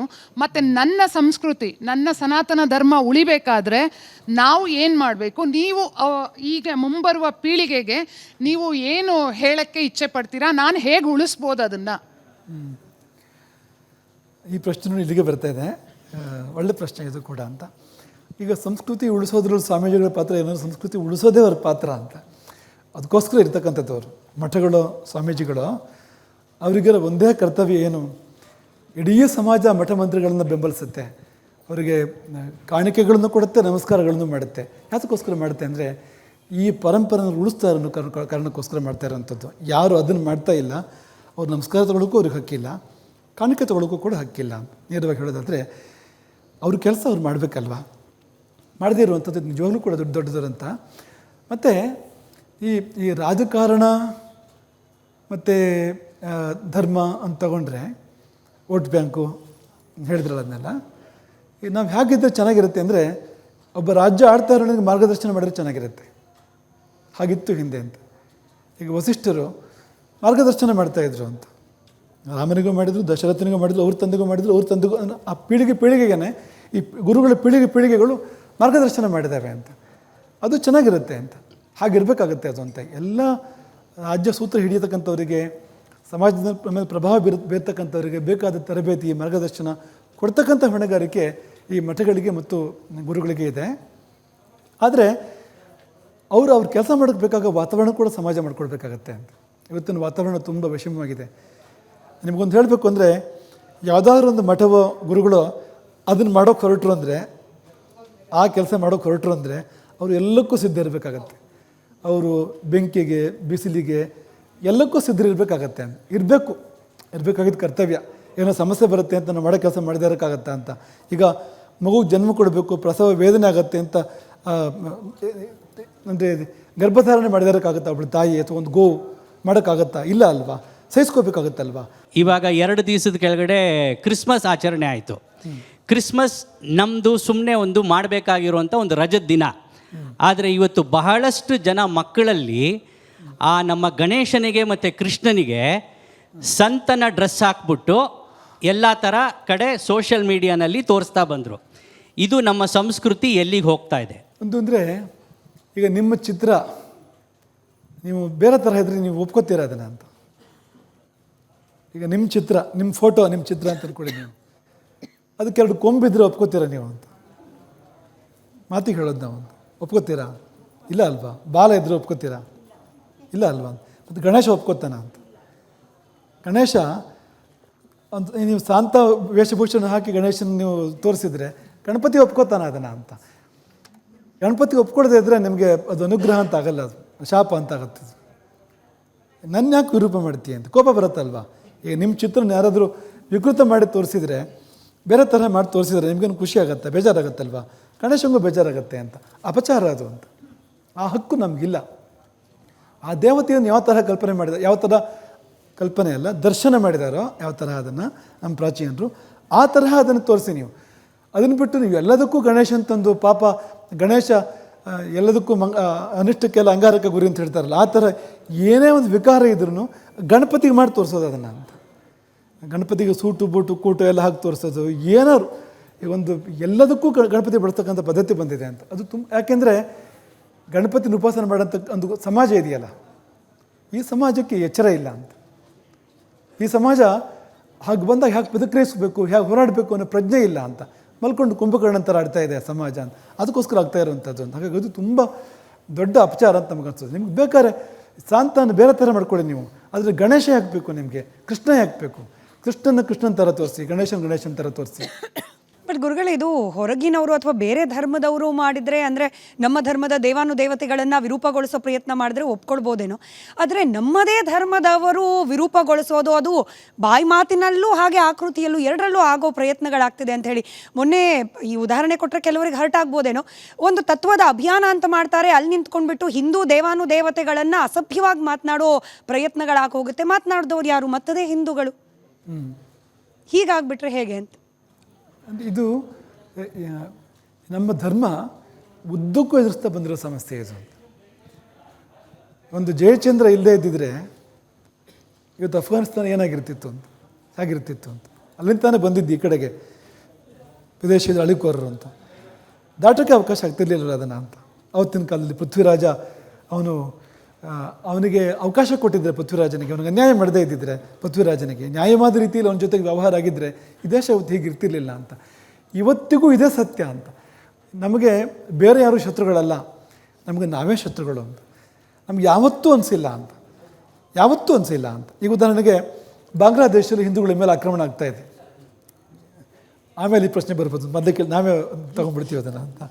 ಬಾಂಗ್ಲಾದೇಶದಲ್ಲಿ ಹಿಂದೂಗಳ ಮೇಲೆ ಆಕ್ರಮಣ ಆಗ್ತಾಯಿದೆ. ಯಾರು ಮಾಡ್ತಾ ಇದ್ದಾರೆ ಅಂದರೆ ಆ ದೇಶದ ಮುಸಲ್ಮಾನರು ಮಾಡ್ತಾ ಇದ್ದಾರೆ. ಅವ್ರು ಯಾರು ಅಂತ ಹುಡ್ಕೊಂಡು ಹೋದರೆ ಎಲ್ಲ ಇವರೇನೇ ಅವರೇ ಇವರು, ಬೇರೆ ಏನೂ ಇಲ್ಲ ಅಂತ. ಅಂದರೆ ಏನಾಗುತ್ತೆ ಅಂದರೆ ಹೊರದೇಶದಿಂದ ಬಂದವರು ನಮಗೇನು ತೊಂದರೆ ಮಾಡಿದ್ರು ಅದಕ್ಕಿಂತ ಹೆಚ್ಚು ತೊಂದರೆ ಏನು ಈ ದೇಶದಲ್ಲಿ ಪರಿವರ್ತನೆ ಆದವ್ರು ಮಾಡಿದರು ಅಂತ. ಕಾಶ್ಮೀರ ಆಗೋಕ್ಕೆ ಏನು ಕಾರಣ ಅಂದರೆ ಹೊರಗಿಂದ ಬಂದವರು ಅಲ್ಪ ಸ್ವಲ್ಪ ಮಾಡಿರ್ತಾರೆ. ಅದು ಅಲ್ಲಿ ಯಾರು ಮತಾಂತರ ಆದರೋ ಅವರು ಮಾಡಿದ ಅನಾಹುತವನ್ನು ಹೊರಗಡೆಯಿಂದ ಬಂದವರು ಮಾಡಿಲ್ಲ ಅಂತ. ಆದರೆ ಅದಕ್ಕಿಂತ ಹೆಚ್ಚಿನ ದುರ್ದೈವ ಏನಂದ್ರೆ ಅವನು ಇನ್ನೂ ಹಿಂದುವಾಗೇ ಇದ್ದಾನೆ, ಹಿಂದೂ ಒಂದು ಕರೆಸ್ಕೊಡ್ತಾ ಇದ್ದಾನೆ, ಅದೇ ಹೆಸರಿಟ್ಕೊಂಡಿದ್ದಾನೆ. ಆದರೆ ಮಾಡ್ತಾ ಇರೋ ಕೆಲಸ ಮಾತ್ರ ಅದು ಇಡೀ ನಮ್ಮ ಸನಾತನ ಧರ್ಮಕ್ಕೆ ಅಪಚಾರ ಮಾಡೋಂಥ ಕೆಲಸ ಅಂತ. ಹಾಗಾಗಿ ಈ ಕುಲಕ್ಕೆ ಹುಟ್ಟಿದೆಯಾ ಕೊಡಿದೆಯಾ ಕಾವ್ಯ ಅಂತ ಹೇಳುವಂಥ ಗಾದೆ ಇದೆಯಲ್ಲ, ಆ ತರಹ ಆಯಿತು ಇದು. ನಮ್ಮವರು ನಮಗೆ ಶತ್ರುಗಳು ಆಗಿ ಬರೋವಂಥದ್ದು ಇದೆಯಲ್ಲ, ಇದೇನೇ ಯಾವತ್ತೂ ಕಾರಣ. ಈಗ ಉದಾಹರಣೆಗೆ ರಾಮಾಯಣ ತೊಗೊಂಡ್ರೆ, ರಾಮ ಕಾಡಿಗೆ ಹೋದ, ಆ ಸಮಸ್ಯೆ ಮೂಲ ಎಲ್ಲಿತ್ತು? ಅರಮನೆ ಒಳಗಿತ್ತು ಅಂತ. ಕೋಸದ ರಾಜ್ಯದಲ್ಲಿ ಇತ್ತು, ಅಯೋಧ್ಯೆ ನಗರದಲ್ಲಿತ್ತು, ರಾಮನ ಅರಮನೆ ಒಳಗಡೆ ಇತ್ತದು ಅಂತ ಸಮಸ್ಯೆ. ಹೊರಗಡೆಯಿಂದ ಬಂದಿರೋದಲ್ಲ ಅದು ಅಂತ.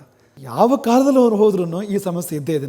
ನಾವು ಮೊದಲು ನಮ್ಮವರನ್ನು ಸರಿ ಇಟ್ಕೊಳ್ಳೋದಕ್ಕೆ ನಾವು ಬೇಕಾದ ಪ್ರಯತ್ನಗಳು ಮಾಡಬೇಕು. ನಮ್ಮವರು ದಾರಿ ತಪ್ಪಿ ಹೋಗಬಾರ್ದು, ಆ ಕಡೆ ಈ ಕಡೆ ಹೋಗಬಾರ್ದು ಅಂತ. ಹದ್ದು ಕಾಗೆಗಳು ನಮ್ಮ ಮಕ್ಕಳನ್ನು ಕಚ್ಕೊಂಡು ಹೋಗಬಾರ್ದು ಅಂತ. ಇದಕ್ಕೆ ನಾವು ಮೊದಲು ಜಾಗ್ರತೆ ಮಾಡಬೇಕು. ಈಗ ಏನಾಗ್ತಾ ಇದೆ ಅಂದರೆ ನಮ್ಮ ಮಕ್ಕಳನ್ನು ಹದ್ದು ಕಾಗೆಗಳು ಕಚ್ಕೊಂಡು ಹೋಗಿ ಅದನ್ನು ಬೇರೆ ಥರ ಮಾಡಿ ನಮ್ಮ ಮಕ್ಕಳನ್ನ ತಿರುಗಿ ನಮ್ಮ ಮೇಲೆ ಚೂ ಬಿಡ್ತಕ್ಕಂಥ ಸಂದರ್ಭ ಇದೆ ಅಂತ. ನಮಸ್ಕಾರ ಗುರುಗಳೇ. ಇದು ನಾವು ಮಠಗಳಿಗೆ ದೇವಸ್ಥಾನಗಳಿಗೆಲ್ಲ ಕಾಣಿಕೆ ಅಂತ ಕೊಡೋದಾಗಲಿ ದೇಣಿಗೆ ಅಂತ ಕೊಡೋದಾಗಲಿ ಹಿಂದೂ ಸಮಾಜದಲ್ಲಿ ನಮ್ಮ ಹಬ್ಬ ಹರಿದಿನಗಳ ಬಗ್ಗೆ ಅರಿವು ಮೂಡಿಸ್ಲಿ ಅಂತ ಹೇಳ್ಬಿಟ್ಟು, ಮತ್ತು ನಮ್ಮ ಹಿಂದೂ ಸಹೋದರರು ಏನಿರ್ತಾರೆ ಅವ್ರ ಕಷ್ಟಗಳು ಬಂದಾಗ ಸಹಾಯ ಮಾಡಲಿ ಅಂತ, ಮತ್ತು ಸಣ್ಣ ಪುಟ್ಟ ದೇವಸ್ಥಾನಗಳೇನಿರುತ್ತೆ ಅದ್ರ ಸುತ್ತ ಅದ್ರ ಜೀವನೋದ್ಧಾರ ಆಗಲಿ ಅಂತ. ಆದರೆ ಇವತ್ತಿನ ದಿನ ಏನಾಗ್ತಾ ಇದೆ ಅಂತಂದರೆ ರಾಜಕಾರಣಿಗಳು ದೇವಾಲಯದ ಮತ್ತು ಮಠ ಮಂದಿರಗಳಲ್ಲಿ ಹುಂಡಿಗಳಿಗೆ ಕೈ ಹಾಕ್ಬಿಟ್ಟು ಏನು ಮಾಡ್ತಾ ಇದ್ದಾರೆ, ಅವ್ರ ಹೊಟ್ಟೆ ತುಂಬಿಸ್ಕೊಳ್ಳೋದಕ್ಕೆ ಮತ್ತು ಇತರ ಧರ್ಮಗಳೇನಿದೆ ಅವ್ರ ಒಳಿತಿಗೆ ಮತ್ತು ಅವರು ಉದ್ಧಾರ ಮಾಡೋದಕ್ಕೋಸ್ಕರ ಹೋಗ್ಬಿಟ್ಟು ಖರ್ಚು ಮಾಡ್ತಾ ಇದ್ದಾರೆ. ತುಂಬ ದೂರ ಏನಿಲ್ಲ ಆ ಕಾಲ ಅಂತ. ಬಾಂಗ್ಲಾದೇಶದ್ದು ಪಾಕಿಸ್ತಾನದ ಕಾಲ ಇದೆಯಲ್ಲ, ಹೀಗೆ ಹೋದರೆ ತುಂಬ ದೂರ ಏನಿಲ್ಲ, ಅದು ಹತ್ತಿರದಲ್ಲೇ ಇದೆ. ವ್ಯವಸ್ಥೆಗಳಾಗ್ತಾ ಇದೆ ಈಗಾಗಲೇ ನಮ್ಮ ಸುತ್ತಮುತ್ತ. ಅದಕ್ಕೆ ಬೇಕಾದ ಸಿದ್ಧತೆಗಳು ದಿನೇ ದಿನೇ ಆಗ್ತಾ ಇದ್ದಾವೆ. ತುಂಬ ಆತಂಕದ ವಿಷಯ. ಕೊಟ್ಟವನ ಮನಸ್ಸೇನು? ನೀವೇನು ಮಾಡ್ತಿದ್ದೀರಿ? ಅವನು ಅದಕ್ಕೋಸ್ಕರ ಕೊಟ್ಟ, ನಿಮ್ಗೇನು ಹಕ್ಕಿದೆ? ಅದನ್ನು ಮುಟ್ಟಿ ಅದನ್ನು ಕಿತ್ಕೊಂಡು ಬೇರೆ ಕಡೆ ಕೊಡೋದಕ್ಕೆ, ಎಷ್ಟೋ ಸಾರಿ ತದ್ವಿರುದ್ಧ ಉದ್ದೇಶಕ್ಕೆ ಕೊಡೋದಕ್ಕೆ. ತದ್ವಿರುದ್ಧ ಅಂದರೆ ಬೇರೆ ಅರ್ಥ ಹೇಳ್ಬೋದು ಅದನ್ನು. ತದ್ವಿರುದ್ಧ ಅಂತ ಒಬ್ಬ ರಾಜಕಾರಣಿ ಬೇರೆ ಥರ ಬಳಸಿದರೆ ತದ್ವಿರುದ್ಧ ಅಂತ ಆಗುತ್ತೆ. ಅದರಲ್ಲಿ ಕೂಡ ಈ ದೇವಸ್ಥಾನಕ್ಕೆ ಕೊಟ್ಟಿದ್ದನ್ನು ಮಸೀದಿಗೆ ಬಳಸಿದರೆ ಏನಾಗುತ್ತೆ? ಅದೊಂದು ಅಲ್ಲಿವರೆಗೂ ಹೋಗುತ್ತಲ್ವ ಅದು ಅಂತ. ಇಂಥದ್ದೆಲ್ಲ ಅಂತ ಮಸೀದಿಗೆ ಕೊಟ್ಟಿದ್ದಾರೆ, ಮಸೀದಿಗೆ ಬಳಸಲಿ, ಯಾರು ಬೇಡ ಅಂತ ಹೇಳಿದ್ದು? ಮಸೀದಿಗೆ ಏನು ಕೊಡೋದು ಕಡಿಮೆ ಆಗ್ತಾ ಇಲ್ಲ, ಏನು ಬೇಕಾದಷ್ಟು ಕೊಡ್ತಾ ಇದ್ದಾರೆ ಆ ಸಮುದಾಯದವರು ಅಂತ. ಆದರೆ ಇಲ್ಲಿ ಆ ದೇವಸ್ಥಾನಕ್ಕೆ ದೇವರಿಗೆ ಅಂತ ಒಂದು ಭಾವನೆಯಿಂದ ಒಂದು ಪ್ರೀತಿಯನ್ನು ಕೊಟ್ಟಿದ್ದನ್ನು ಎತ್ಕೊಂಡು ಹೋಗಿ ಬೇರೆ ಥರ ಉಪಯೋಗ ಮಾಡಿದರೆ ಆ ಪಾಪಕ್ಕೆ ಕ್ಷಮೆ ಇಲ್ಲ. ಯಾವ ದೃಷ್ಟಿಕೋನದಿಂದ ಕೂಡ ಅದು ಸರಿಯಾಗಲ್ಲ, ಅದು ಆ ಕೆಲಸ ಮಾಡಿದ್ದು. ಆದರೆ ನಾವುಗಳು ಧ್ವನಿ ಎತ್ತದೇ ಇರೋದೇ ಸಮಸ್ಯೆ. ನಮ್ಮ ಸ್ವರ ಚಿಕ್ಕದಾಯ್ತಲ್ಲ, ಇದೇ ಸಮಸ್ಯೆ. ನಮಸ್ತೆ ಗುರುಗಳೇ. ನಾವು ಗಣಪತಿನ ಪೂಜೆ ಮಾಡ್ದೇನೆ ನಾವೇನೂ ಕಾರ್ಯಕ್ರಮ ಮಾಡಲ್ಲ. ವಿಘ್ನೇಶನ ಪೂಜೆ ಮಾಡೇನೆ ನಾವು ಮುಂದೆ ಕಾರ್ಯಕ್ರಮ ಮಾಡೋದು. ಅದಕ್ಕೆ ಮೊದಲೇ ನಾವು ಏನು ಕೆಲಸನೂ ಮಾಡಲ್ಲ. ನಾವು ಸ್ನಾನ ಮಾಡಿ ಮತ್ತು ಅವ್ರು ಏನಿಲ್ಲ, ಸಂಟು ಹೊಡ್ಕೊಂಡು ಅಲ್ಲೊಂದು ಕಡೆ ಕೂತಿರ್ತಾರೆ. ನಾವು ಸ್ನಾನವಿಲ್ಲದೆ ನಾವೇನು ದೇವ್ರ ಮನೆಗೆ ಹೋಗಲ್ಲ, ಪೂಜೆ ಮಾಡಲ್ಲ, ನಾವು ದೇವ್ರನ್ನ ಮುಟ್ಕೊಳ್ಳಲ್ಲ. ಅವ್ರು ಏನೂ ಇಲ್ದೇ ಹೋಗ್ಬಿಟ್ಟು ಅಲ್ಲಿ ಕೂತ್ಕೊಂಡು ಪೂಜೆ ಮಾಡ್ತಾರೆ. ಈಗ ನಾವು ಈ 25th ಕ್ರಿಸ್ಮಸ್ ಅಂತ ಮಾಡ್ತೀವಿ. ನಾವು 25th ಯಾಕೆ ಜಾಗೃತರಾಗಿ 1ನೇ ತಾರೀಕುವರೆಗೂ ಒಂದಷ್ಟು ಹಿಂದೂ ಸಮಾವೇಶಗಳಾಗ್ಬೋದು, ಸತ್ಸಂಗಗಳಾಗ್ಬೋದು, ಭಜನೆಗಳಾಗ್ಬೋದು, ಈಗೊಂದು ಪೀಳಿಗೆ ಹೋಗ್ಬಿಟ್ಟಿದೆ. ಈಗ ಮುಂದೆ ಇರೋವಂಥ ಮಕ್ಕಳಿಗಾದರೂ ನಮ್ಮ ಧರ್ಮನ ಎತ್ತಿ ಹಿಡಿಯೋವಂಥ ಕೆಲಸ ಯಾಕೆ ಮಾಡಬಾರ್ದು? ಯಾಕೆ ಎಲ್ಲ ಮಠಗಳು ತುಂಬ ಮೌನ ವಹಿಸಿದ್ದೀರಾ ಅಂತ ಅನ್ನಿಸ್ತಾ ಇದೆ ಸ್ವಾಮಿಗಳೇ. ಈಗ ಧರ್ಮದ ಹೆಸರಲ್ಲಿ ಪೂಜೆ ಪುನಸ್ಕಾರಗಳು ನಾವು ಮಾಡ್ತಾಯಿದ್ದೀವಿ. ಅದೇ ಇನ್ನೊಬ್ಬ ಧರ್ಮದ ಹೆಸರಲ್ಲಿ ಜನರುಗಳಿಗೆ ಹಿಂಸೆ ಕೊಡ್ತಾ ಇದ್ದಾರೆ. ಅದು ಎಷ್ಟರ ಮಟ್ಟಿಗೆ ನ್ಯಾಯ? ಯಾವುದೋ ಧರ್ಮದಲ್ಲಿ ಇದ್ರ ಬಗ್ಗೆ ಉಪದೇಶಗಳೇನಾದ್ರು ಬರೆದಿದ್ದಾರಾ ಏನು ಅಂತ ನಂದೊಂದು ಕ್ವಶನ್ನು. ಬರೆದಿರೋದೇನೆಂದರೆ ಅಹಿಂಸಾ ಪರಮೋ ಧರ್ಮ. ಬರೆದಿರೋದೇನೆಂದರೆ ಮಾ ಹಿಂಸ್ಯಾತ್ ಸರ್ವಭೂತಾನಿ. ಮಾ ಹಿಂಸ್ಯಾತ್ ಸರ್ವಭೂತಾನಿ ಅಂದರೆ ಯಾವ ಜೀವಕ್ಕೂ ಹಿಂಸೆ ಮಾಡಬೇಡ. ಸ್ಮೃತಿ ಹೇಳ್ತಾ ಇರೋದೇನೆಂದರೆ ಅದ್ರೋಹೇಣೈವ ಭೂತಾನ. ನೀನು ಜೀವನ ಮಾಡಬೇಕಾದ್ರೆ ಯಾವ ಜೀವಿಗೂ ದ್ರೋಹ ಆಗದೆ ಇರೋ ಥರ ಜೀವನ ಮಾಡು. ಸಾಧ್ಯವೇ ಇಲ್ಲ ಅಂದರೆ ಅಲ್ಪದ್ರೋಹೇಣ, ಎಷ್ಟು ಕಡಿಮೆ ಸಾಧ್ಯವೋ ಅಷ್ಟು ಕಡಿಮೆ ಬೇರೆಯವ್ರಿಗೆ ತೊಂದರೆ ಆಗಲಿ, ಆದಷ್ಟು ಕಡಿಮೆ ತೊಂದರೆ ಆಗಲಿ, ಇದು ಧರ್ಮ ಅಂತಿರೋದು ಅಂತ. ಅದು ಧರ್ಮ ಅಲ್ಲ, ಅದನ್ನು ಮಾಯೆ ಅಂತ ಕರೀತಾರೆ. ಮಾಯೆ ಕಲಿಯುಗದಲ್ಲಿ ಧರ್ಮದ ವೇಷ ಹಾಕ್ಕೊಂಡು ಬರುತ್ತೆ ಎಷ್ಟೋ ಸರ್ತಿ. ಅದಾಗುತ್ತೆ, ನಡೆಯುತ್ತೆ. ಅದು ನಮಗೆ ಎಚ್ಚರ ಬೇಕಾಗುತ್ತೆ. ಅಂದರೆ ಯಾವುದು ನಿಜವಾಗಿಯೂ ಧರ್ಮ, ಯಾವುದು ಧರ್ಮದ ವೇಷದಲ್ಲಿದೆ, ಧರ್ಮ ಅಲ್ಲ ಅನ್ನೋದು ಧರ್ಮಾಚರಣೆ ಮಾಡೋರಿಗೆ, ಧಾರ್ಮಿಕರಿಗೆ ಆ ವಿವೇಚನೆ ಬೇಕಾಗುತ್ತೆ ಅಂತ. ಅಸಲಿ ಯಾವುದು, ನಕಲಿ ಯಾವುದು ಅಂತ. ಈ ಧರ್ಮದ ಹೆಸರಲ್ಲೇನೆ ಹತ್ಯಾಕಾಂಡಗಳು ನಡೀತಾ ಇದ್ರು ಕೂಡ ಕೊಲ್ಲೋರಿಗೆ ಧರ್ಮ ಇಲ್ಲ ಅನ್ನೋದೊಂದು ಸ್ಟ್ಯಾಂಡರ್ಡ್ ಸ್ಟೇಟ್ಮೆಂಟ್ ಪದೇ ಪದೇ ಈ ಬಾಂಗ್ಲಾದೇಶದಿಂದ ಹಿಡಿದು ಮೊನ್ನೆ ಪಹಲ್ಗಾಮ್ನಲ್ಲಾದ ಅಟ್ಯಾಕ್ವರೆಗೂ ಕೂಡ ಅಲ್ಲಿ ಕೊಲ್ಲಲ್ಪಟ್ಟವರು ಧರ್ಮದ ಕಾರಣಕ್ಕೇನೆ ಕೊಲ್ಲಲ್ಪಟ್ಟರು ಕೂಡ ಕೊಂದವರು ಧರ್ಮ ಕೇಳಬೇಡಿ ಅಂತಾರೆ ಗುರುಗಳೇ. ಇದು ಸರಿನಾ ಅಂತ? ಸರಿಯಲ್ಲ ಅಂತಲೇ. ಯಾಕೆಂದರೆ ಆ ಕೊಂದವರಿಗೆ ಚಿಕ್ಕ ವಯಸ್ಸಿಂದ ನೀನು ಬೇರೆ ಮತದವ್ರನ್ನ ಕೊಲ್ಲು, ಬೇರೆ ಧರ್ಮದವ್ರನ್ನ ಕೊಲ್ಲು, ಇದೇ ಧರ್ಮ ಅಂತ ಹೇಳ್ಕೊಡ್ತಾ ಬಂದರೆ, ತಲೆ ತೊಳಿತಾ ಬಂದರೆ, ಬ್ರೈನ್ ವಾಶ್, ಅದಕ್ಕೆ ಕನ್ನಡ ಶಬ್ದ ಹೇಳಿದ ತಲೆ ತೊಳೆಯೋದು ಅಂತ, ಆ ಥರ ಮಾಡ್ತಾ ಬಂದರೆ ಏನಾಗುತ್ತೆ ಹೇಳಿ, ಇದು ಹೀಗಾಗುತ್ತೆ ಅಂತ. ಹಾಗೆ ಪ್ರಶ್ನೆ ಇರೋದು ಎಲ್ಲಿಂದರೆ, ಯಾರು ಪಹಲ್ಗಾಮಲ್ಲಿ ಒಂದಿಷ್ಟು ಭಾರತೀಯರನ್ನು, ಹಿಂದೂಗಳನ್ನು ಕೊಂದರೋ ಅವ್ರಿಗಿಂತ ದೊಡ್ಡ ಪಾತಕಿಗಳು ಯಾರು ಅಂದರೆ ಯಾರು ಅವರಿಗೆ ಆ ಥರ ಬೋಧನೆ ಮಾಡಿದ್ರು ಚಿಕ್ಕ ವಯಸ್ಸಿಂದ, ಇದರಿಂದ ಸ್ವರ್ಗ ಸಿಗುತ್ತೆ ನನಗೆ ಅಂತ, ಇದರಿಂದ ನನಗೆ ಇಂಥದ್ದೊಂದು ಮುಂದೆ ಒಳ್ಳೆಯದಾಗತ್ತೆ ಮುಂದಕ್ಕೆ ಅಂತ. ಇದೇ ಸರಿ. ನಮಗೊಂದು ದುರಂತ ಚಿಕ್ಕ ಕಥೆ ನೆನಪಾಗುತ್ತೆ, ನಮಗೆ ತುಂಬ ಬೇಜಾರಾಗುತ್ತೆ. ಪಾಕಿಸ್ತಾನದ ಒಬ್ಬ ಸೈನಿಕನನ್ನು ಭಾರತದ ಒಬ್ಬ ವೈದ್ಯ ಬದುಕಿಸ್ತಾನೆ. ಒಬ್ಬ ಭಾರತೀಯ ವೈದ್ಯ, ಹಿಂದೂ ವೈದ್ಯ, ಭಾರತೀಯ ವೈದ್ಯ ಅನ್ನೋದಕ್ಕಿಂತ ಹಿಂದೂ ವೈದ್ಯ ಬದುಕಿಸ್ತಾನೆ. ಪಾಕಿಸ್ತಾನದಲ್ಲಿ ಹಿಂದೂಗಳಿದಾರಲ್ವಾ, ಹಿಂದೂ ವೈದ್ಯ ಒಬ್ಬ ಬದುಕಿಸ್ತಾನೆ. ಆ ಬದುಕಿದ ಸೈನಿಕನಿಗೆ ಆ ವೈದ್ಯನ ಬಗ್ಗೆ ತುಂಬ ಕೃತಜ್ಞತೆ ಬರುತ್ತೆ. ಅವನು ಏನಾದರೂ ಮಾಡಬೇಕು ಅವನಿಗೆ ಅಂತ, ಏನೂ ಕೇಳಲ್ಲ, ಏನೂ ತೊಗೊಳ್ಳಲ್ಲ. ಅವನು ಪ್ರತಿಫಲಾಪೇಕ್ಷೆ ಅವನಿಗಿಲ್ಲ. ಅವನು ತನ್ನ ಧರ್ಮಗುರುವನ್ನು ಕೇಳ್ತಾನೆ. ಅವನು ಏನಪ್ಪ ಅಂದರೆ ಅವನಿಗೆ ಏನು ತೊಗೊಳ್ಳಲ್ಲ, ಪ್ರತ್ಯುಪಕಾರ ತೊಗೊಳ್ಳಲ್ಲ. ಅವನು ಏನು ಮಾಡ್ಬೋದು, ಅವನಿಗೆ ಉಪಕಾರನ ಏನು ಮಾಡ್ಬೋದು ಅಂತ. ಅದಕ್ಕೆ ಅವನು ಏನು ಹೇಳ್ಕೊಡ್ತಾನೆ ಅಂದರೆ, ಅವನನ್ನು ಕೊಂದುಬಿಡು ಹೋಗಿ. ಯಾಕೆಂದ್ರೆ ಅವನನ್ನು ಮುಸಲ್ಮಾನನ್ನಾಗಿ ಪರಿವರ್ತನೆ ಮಾಡಿದ್ದಿದ್ರೆ ಅವನಿಗೆ ತುಂಬ ಮುಂದೆ ಮೋಕ್ಷ ಸಿಗ್ತಾಯಿತ್ತು, ಒಳ್ಳೇದಾಗ್ತಾಯಿತ್ತು. ಅವನು ಒಪ್ಪಲ್ಲ ಅಲ್ವಾ, ಅದಕ್ಕೆ ಎಷ್ಟು ಮಾತ್ರಕ್ಕೆ ಒಪ್ಪಲ್ಲ ಅಲ್ವಾ. ಕೊನೆ ಪಕ್ಷ ಒಬ್ಬ ಮುಸಲ್ಮಾನನ ಕೈಯಲ್ಲಿ ಸತ್ತರೆ ಅವನಿಗೆ ಮುಂದಕ್ಕೆ ಒಳ್ಳೇದಾಗತ್ತೆ, ಕೊಂದುಬಿಡು ಹೋಗಿ ಅಂತ ಅವನು ಅದನ್ನು ಮಾಡ್ತಾನೆ. ಅದನ್ನು ಮಾಡ್ತಾನೆ ಅಂದರೆ ಜೀವ ಉಳಿಸಿದವನ ಜೀವ ತೆಗಿತಾನೆ ಅವನು. ಅವನ ಮನಸ್ಸು ಕೆಟ್ಟದಲ್ಲ. ದುರಂತ ಏನು ಗೊತ್ತಾ, ಆ ಕೊಂದವನ ಮನಸ್ಸು ಕೆಟ್ಟದಲ್ಲ, ಅವನಿಗೆ ಬೋಧನೆ ಆ ಥರ ಇದೆ ಅಂತ, ಕೊಂದರೆ ಅವನಿಗೆ ಒಳ್ಳೆಯದಾಗತ್ತೆ ಅಂತ. ಇದನ್ನು ಏನಂತ ಕರಿತೀರಿ ನೀವು, ಏನಂತ ಕರಿತೀರಿ ಇದನ್ನು ಅಂತ. ಹಾಗಾಗಿ ಈ ಒಂದು ಮುಸುಕು ಹಾಕಿ ತಪ್ಪಿಸ್ಕೊಂಡು ಹೋಗೋಕ್ಕೆ ಸಾಧ್ಯ ಇಲ್ಲ. ಯಾವುದೇ ಮತ, ಯಾವುದೇ ಧರ್ಮ ಇಂಥ ಬೋಧನೆಗಳನ್ನು ಮಾಡಿಕೊಡೋದು ಅಂತ. ಈ ತರಹ ಮಕ್ಕಳನ್ನು ಇದೇ ಥರ ವಿಷವನ್ನು ಊಡಿ ಬೆಳೆಸಿದರೆ ಅವರು ವಿಷಕನ್ಯರಾಗ್ತಾರೆ, ವಿಷ ಪುರುಷರಾಗ್ತಾರೆ ನಾಳೆ ಒಂದು ದಿವಸ ಅಂತ. ಅಲ್ಲಿದೆ ದೋಷ ಅಂತ. ನಮಸ್ಕಾರ ಗುರುಜಿ. ನೀವು ಹೇಳಿದ್ರಿ ಡಿಸೆಂಬರ್ 31ಕ್ಕೆ ಅದೊಂದು ತಪ್ಪಿಸ್ಬೇಕು ಅಂತ. ನನ್ನಿದೇನೆಂದರೆ, ಈಗ ಮಕರ ಸಂಕ್ರಾಂತಿ ನಾವು ಮನೇಲಿ ಮಾಡ್ಕೊಳ್ತೀವಿ, ಯುಗಾದಿ ಹಬ್ಬನೂ ನಾವು ಮನೆಗಳಲ್ಲಿ ಆಚರಣೆ ಮಾಡ್ಕೊಳ್ತೀವಿ, ದೀಪಾವಳಿ, ಗಣೇಶ ಹಬ್ಬ ಎಲ್ಲ. ಆ ಡಿಸೆಂಬರ್ 31ಕ್ಕೆ ನಡೆಯೋ ಅವಕಾಶನ ತಪ್ಪಿಸಿದ್ರೆ ಎಷ್ಟೋ ಆಗ ಅನಾನುಕೂಲಗಳೆಲ್ಲ ತಪ್ಪುತ್ತೆ ಅಲ್ವಾ ಗುರುಜಿ? ನಾವು ಕರೆ ಕೊಡೋದು ಅದನ್ನು ನಿಷೇಧ ಮಾಡಬೇಕು ಅಂತ ಕರೆ ಕೊಡೋದು ನಾವು ಅಂತ. ಬೀದಿಗಿಳಿದು ಸಮಾಜಕ್ಕೆ ಪಿಡುಗಾಗೋ ಥರ ಒಂದು ಮದ್ಯ ಮತ್ತೊಂದರ ಒಂದು ಆ ವಿಕೃತಿ ಥರ ಆಚರಣೆ ಮಾಡೋದಿದೆಯಲ್ಲ, ಅದನ್ನು ಕಡ್ಡಾಯವಾಗಿ ನಿಷೇಧ ಮಾಡಬೇಕಾಗತ್ತೆ, ಕಾನೂನು ಬಾಹಿರಗೊಳಿಸ್ಬೇಕಾಗತ್ತೆ ಅದನ್ನು ಅಂತ ಅನ್ಸೋದು ನಮಗೆ ಅಂತ. ಆಚರಣೆ ನಿನ್ನ ಮನೇಲಿ ಮಾಡ್ಕೊ, ನಿನಗೆ ಹೇಗೆ ಬೇಕೋ ಹಾಗೆ ಮಾಡ್ಕೊ. ಇಲ್ಲಿ ರಸ್ತೆಗೆ ಬಂದು ಇಡೀ ಸಮಾಜಕ್ಕೆ ಪಿಡುಗಾಗಬೇಡ ಅಂತ ಸರ್ಕಾರ ಹೇಳಿದೆ, ಮತ್ತೆ ಯಾರು ಹೇಳಬೇಕು? ನಮಸ್ತೆ ಗುರುಗಳಿಗೆ. ಇಷ್ಟು ಬಹಳ ಅದ್ಭುತವಾದ ವಿಚಾರಗಳನ್ನು ನಮಗೆಲ್ಲರಿಗೂ ತಿಳಿಸಿದ್ದೀರಿ. ನಮ್ಮ ಭಾರತ ಸ್ವರ್ಗ ಆಗಲಿಕ್ಕೆ ಬಹಳ ಹತ್ತಿರದಲ್ಲಿದೆ. ನಾವು ಈಗ ಆರ್ಥಿಕ, ನೈತಿಕ, ಸಾಮಾಜಿಕ, ಕೌಟುಂಬಿಕ, ಆಧ್ಯಾತ್ಮಿಕ ವಿಚಾರದಲ್ಲಿ ಸತ್ಯಂ ಶಿವಂ ಸುಂದರಮನ್ನು ಯಾವ ರೀತಿ ಪ್ರತ್ಯಕ್ಷತೆ ಮಾಡಬೇಕು ಅನ್ನೋದನ್ನು ತಮ್ಮಲ್ಲಿ ಕೇಳ್ಕೊಳ್ತಾ ಇದ್ದೀವಿ. ನೀವು ಅಂದರೆ ಎಷ್ಟು ದೊಡ್ಡ ಪ್ರಶ್ನೆ ಕೇಳಿದ್ದೀರಿ ಅಂದರೆ, ಅದು ಅಂದರೆ ನಾವು ಎಲ್ಲ ತರಬೇಕಾಗತ್ತೆ ಅಂತ. ರಾಮಾಯಣ, ಮಹಾಭಾರತ, ಎಲ್ಲ ವೇದಗಳು, ನಮಗೆ ಏನು ಗ್ರಂಥಗಳಿದೆ, ಎಲ್ಲ ಆಚಾರ್ಯರ ಬಾಣಿಗಳು, ಎಲ್ಲವನ್ನೂ ತಂದು ನಿಮ್ಮ ಮುಂದೆ ಇಡಬೇಕಾಗತ್ತೆ ಅಂಥ ಪ್ರಶ್ನೆ ಕೇಳಿದ್ದೀರಿ ಅಂತ.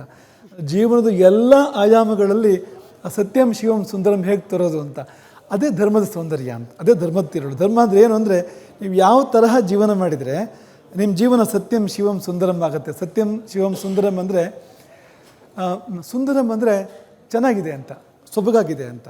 ಶಿವಂ ಅಂದರೆ ಸೊಬಗು ಮಾತ್ರ ಅಲ್ಲ, ಅದು ಮಂಗಲಕರ ಕೂಡ ಹೌದದು ಅಂತ. ಎಲ್ಲ ಸೊಬಗು ಮಂಗಲಕರ ಅಲ್ಲ, ಎಷ್ಟೋ ಮಾದಕ ಆಗಿರುತ್ತೆ, ಮಂಗಲಕರ ಅಲ್ಲ. ಸೊಬಗು ಹೌದು ಆದರೆ ಮಾದಕ, ಮಂಗಲಕರ ಅಲ್ಲ ಅಂತ. ಸತ್ಯಂ ಅಂದರೆ 100 ಕಾಲ ಉಳಿಯುತ್ತೆ ಅದು ಅಂತ, ಅಂಥದ್ದು ಅಂತ. 100 ಕಾಲ ಉಳಿಯೋಂಥ ಹಿತಕರವಾದ ಸೊಬಗು, ಒಳಿತಾದ ಸೊಬಗು, ಮಂಗಲಕರವಾದ ಸೊಬಗು, ಹಾಗೆ ಬದುಕೋದಕ್ಕೆ ಧರ್ಮ ಅಂತ ಹೆಸರಮ್ಮ. ನಿಮಗೆ ಒಂದು ಉತ್ತರ ಕೊಡಬೇಕಾದ್ರೆ ಒಂದು 10 ವರ್ಷ ನಾವು ನೀವು ಕೂತ್ಕೋಬೇಕು, ಜೀವನಡಿ ಸಾಧನೆ ಮಾಡಬೇಕು, ಅಥವಾ ಒಂದು ಪದದಲ್ಲಿ ಉತ್ತರ ಕೊಡಬೇಕು, ಧರ್ಮ ಅಂತ. ಪೂಜ್ಯ ಗುರುಗಳಿಗೆ ನಮಸ್ಕಾರ. ನನ್ನ ಹೆಸರು ಬಾಳೇಶ್ ಅಂತ. ಪಾಶ್ಚಿಮಾತ್ಯ ದೇಶದ ಸಂಸ್ಕೃತಿಗೆ ಮನಸೋತು ನಮ್ಮ ಯುವಜನಾಂಗ ಧರ್ಮ ಪರಿವರ್ತನೆಗೆ ಮುಂದಾಗ್ತಾ ಇದ್ದಾರೆ. ಇದನ್ನು ಹೇಗೆ ತಡೆಗಟ್ಟಬಹುದು ನಾವು ಅಂತ? ಬಟ್ ಅವ್ರು ಕೇಳಿದ ಪ್ರಶ್ನೆಗೆ ಪೂರಕವಾಗಿ ನಮ್ಮ ರಾಜ್ಯದ ಮುಖ್ಯಮಂತ್ರಿಗಳ ಇತ್ತೀಚಿನ ಹೇಳಿಕೆ ಗುರುಗಳೇ, ಹಿಂದೂ ಅಥವಾ ಸನಾತನ ಧರ್ಮದಲ್ಲಿ ತಾರತಮ್ಯ ಇತ್ತು ಅನ್ನೋ ಕಾರಣಕ್ಕೆ ಮತಾಂತರಗಳಾಗ್ತಾ ಇರೋದು, ನಮ್ಮಲ್ಲೆಲ್ಲ ಸರಿ ಇದ್ರೆ ಬೇರೆ ಧರ್ಮಕ್ಕೆ ಯಾಕೆ ಹೋಗ್ತಿದ್ರು ಅಂತೇಳಿ ಮುಖ್ಯಮಂತ್ರಿಗಳು ಕೇಳಿದ ಪ್ರಶ್ನೆ ಇದು. ತಾರತಮ್ಯ ಎಲ್ಲಿಲ್ಲ ಅಂತ, ಯಾವುದರಲ್ಲಿಲ್ಲ ಅಂತ, ಅಂಥದ್ದು ಯಾವ್ದಾದ್ರು ಒಂದು ಮತವನ್ನು ತೋರಿಸ್ಕೊಡೋದು ಸಾಧ್ಯ ಈ ಪ್ರಪಂಚದಲ್ಲಿ ಅಂತ. ಇಸ್ಲಾಂ ಇರ್ಬೋದು, ಕ್ರಿಶ್ಚಿಯಾನಿಟಿ ಇರ್ಬೋದು, ಎಲ್ಲಿ ಯಾವುದನ್ನು ಬೇಕಾದ್ರೂ ತೋರಿಸ್ತೀನಿ ನೀವು, ಆ ತರಹ ಯಾವುದೂ ಇಲ್ಲ. ಇಲ್ಲಿ ಏನಂದರೆ ನಮ್ಮಲ್ಲಿ ತಾರತಮ್ಯ ಇತ್ತು ನಾವು ಒಪ್ಕೊಳ್ಳೋಕ್ಕಾಗಲ್ಲ. ಯಾಕೆ ಒಪ್ಕೊಳ್ಳೋಕ್ಕಾಗಲ್ಲ ಅಂದರೆ ಈ ಧರ್ಮಕ್ಕೆ ಒಂದು ಸಾಕಾರ ಮೂರ್ತಿಯಾಗಿ ರಾಮನನ್ನು ಹೇಳ್ತಾರೆ. ರಾಮನನ್ನೇ ನೋಡಿದರೆ ರಾಮ ಒಂದು ಕಡೆ ವಸಿಷ್ಠರನ್ನು ಒಪ್ಕೋತಾನೆ, ಇನ್ನೊಂದು ಕಡೆಗೆ ಗುಹನನ್ನು ಒಪ್ಕೋತಾನೆ. ಜನಕ ಅವನು ಕ್ಷತ್ರಿಯ, ಗುಹ ಅಂದರೆ ಪಂಚಮ ಅಂತ ಕರೀತಾರೆ, ಅಂದರೆ ಈ ಚಾತುರ್ವರ್ಣಕ್ಕಿಂತ ಆ ಕಡೆ ಹೋಗುತ್ತೆ ಅದು ಅಂತ. ನಿಷಾದ್ ಜಾತಿಗೆ ಸೇರ್ತಾನೆ ಅವನನ್ನು ಒಪ್ಕೊಂಡು ಉಲ್ಲೇಖನ ಇದೆ ಅಲ್ಲಿ ರಾಮಾಯಣದಲ್ಲಿ ಅಂತ, ನೇರವಾಗಿ ಅಂತ. ಪರಿಶಸ್ತ್ವಜ ಅಂತ ಒಪ್ಕೊಂಡ ಅಂತ ಆ ಉಲ್ಲೇಖನ ಇದೆ ಅಂತ. ಒಬ್ಬ ಕಪಿ ಹನುಮಂತನನ್ನು ಒಪ್ಕೋತಾನೆ, ಒಬ್ಬ ರಾಕ್ಷಸ ವಿಭೀಷಣನ ಒಪ್ಕೋತಾನೆ, ಒಂದು ಪಕ್ಷಿ ಜಟಾಯನ್ನು ಒಪ್ಕೋತಾನೆ. ನೀವು ರಾಮನ ಪರಿವಾರ ನೋಡಿದರೆ, ರಾಮನ ಪರಿವಾರದಲ್ಲಿ ಅಲ್ಲಿ ವಿಪ್ರಶ್ರೇಷ್ಠರು ಇದ್ದಾರೆ, ಒಳ್ಳೆ ಕ್ಷತ್ರಿಯರು ಇದ್ದಾರೆ, ವೈಶ್ಯರು ಇದ್ದಾರೆ, ಅಥವಾ ತುಂಬ ನಿಮ್ಮನ ವರ್ಗಕ್ಕೆ ಸೇರಿರ್ತಕ್ಕಂಥವ್ರು ನಾವೇನು ಕರಿತೀವಿ ಇವತ್ತು, ಆ ಥರ ಅವತ್ತಿನ ಕಾಲದಲ್ಲಿ ಕಾಣಿಸೋಲ್ಲ ನಮಗೆ. ಅವ್ರವ್ರ ಗೌರವ ಎಲ್ರಿಗೂ ಇತ್ತು ಅಂತ ಗೊತ್ತಾಗುತ್ತೆ ನಮಗೆ ಅದರಲ್ಲಿ ನೋಡಿದಾಗ. ಯಾಕೆಂದರೆ ಗುಹನನ್ನು ಆತ್ಮಸಮಸಖ ಅಂತ ಕರೆದಿದ್ದಾರೆ. ರಾಮ ಹೇಳೋದೇನೆಂದರೆ, ಅವನು ನನ್ನ ಸಖ, ನನ್ನ ಸ್ನೇಹಿತ, ಅವನು ನನ್ನ ಆತ್ಮಕ್ಕೆ ಸಮಾನ ಅಂತ. ನೀವು ಇನ್ನೇನು ಸಾಮ್ಯ, ಅದಕ್ಕಿಂತ ಸಾಮ್ಯ ಕೊಡೋದು ಹೇಗೆ ಸಾಧ್ಯ ಅಂತ. ಒಬ್ಬ ಚಕ್ರವರ್ತಿ, ಇಡೀ ಪ್ರಪಂಚದ ಚಕ್ರವರ್ತಿ ಅವತ್ತಿನ ಕಾಲಕ್ಕೆ ಒಬ್ಬ ನಿಷಾದ ಜಾತಿಯವನನ್ನು ಆತ್ಮಸಮ ಅಂತ ಕರೆದಿದ್ದಾನಲ್ಲ, ಅವತ್ತಿನ ಕಾಲದ ಕತೆ ನಾವು ಹೇಳ್ತಾ ಇರುವಂಥದ್ದು. ಒಂದು ಪಕ್ಷಿ, ಒಂದು ರಾಕ್ಷಸ, ಒಂದು ಕಪಿ, ಇದೇನು ತಾರತಮ್ಯ, ಹೇಗೆ ತಾರತಮ್ಯ ಅಂತ ನೀವು ಹೇಳ್ತೀರಿ ಇದನ್ನು ಅಂತ. ಆ ಥರ ಇರಲಿಲ್ಲ ಅಂತ, ಖಂಡಿತ ಆ ಥರ ಇರಲಿಲ್ಲ ಅಂತ. ಹಾಗಾಗಿ ಅವರವರ ಆಚರಣೆಗಳು ಈಗ ಒಂದೇನು ಅಂದರೆ ಆಚರಣೆಯಲ್ಲಿ ವೈವಿಧ್ಯ ಇದೆ, ಅದನ್ನು ಒಪ್ಕೋಬೇಕು ನಾವು. ಈಗ ನಮ್ಮಲ್ಲಿ ಇಷ್ಟಾರು ಜನಾಂಗಗಳಿದೆ, ಇಷ್ಟಾರು ಕುಲಗಳಿದ್ದಾವೆ, ಪರಂಪರೆಗಳಿದ್ದಾವೆ, ಅವ್ರವ್ರ ಆಚರಣೆಗಳಿದೆ. ಅದನ್ನೆಲ್ಲ ಬಿಡಬೇಕು ಅಂತಿಲ್ಲ. ಅವ್ರವ್ರ ಆಚರಣೆ ಅವ್ರವ್ರು ಮಾಡ್ಕೊಳ್ಳೋದು ತುಂಬ ಸರಿ ಅಂತ ಹೇರಬೇಕಾಗಿಲ್ಲ ಬೇರೆಯವ್ರ ಮೇಲೆ. ಅದನ್ನು ಅವ್ರವ್ರ ಆಚರಣೆ ಮಾಡ್ಕೋಬೇಕು. ಆದರೆ ಎಲ್ಲರನ್ನೂ ಪ್ರೀತಿಸ್ಬೋದು, ಎಲ್ಲರನ್ನೂ ಗೌರವಿಸ್ಬೋದು, ಎಲ್ಲರ ಬಗ್ಗೆ ಕಾಳಜಿ ವಹಿಸ್ಬೋದು, ಎಲ್ಲರನ್ನ ರಕ್ಷಣೆ ಮಾಡ್ಬೋದು. ಇದು ರಾಮನ ಕಾಲದ ವಾತಾವರಣ ಅಂತ. ಹಾಗಾಗಿ ತಾರತಮ್ಯ ಇದೆ ಅನ್ನೋದನ್ನು ನೀವು ರಾಮಾಯಣನ ಸರಿಯಾಗಿ ನೋಡಿದರೆ ತಾರತಮ್ಯ ಇದೆ ಅಂತ ನಿಮಗೆ ಅನ್ಸೋದೇ ಇಲ್ಲ ಅಂತ. ಮತ್ತು ಆ ತರಹ ತಾರತಮ್ಯ ಇವತ್ತೇನು ತಾರತಮ್ಯ ಅಂತ ನಾವು ಬೇಜಾರು ಮಾಡ್ಕೋತೀವಿ, ಅದು ಬೇರೆ ಕಡೆ ತುಂಬ ಜಾಸ್ತಿ ಇದೆ ಅಂತ.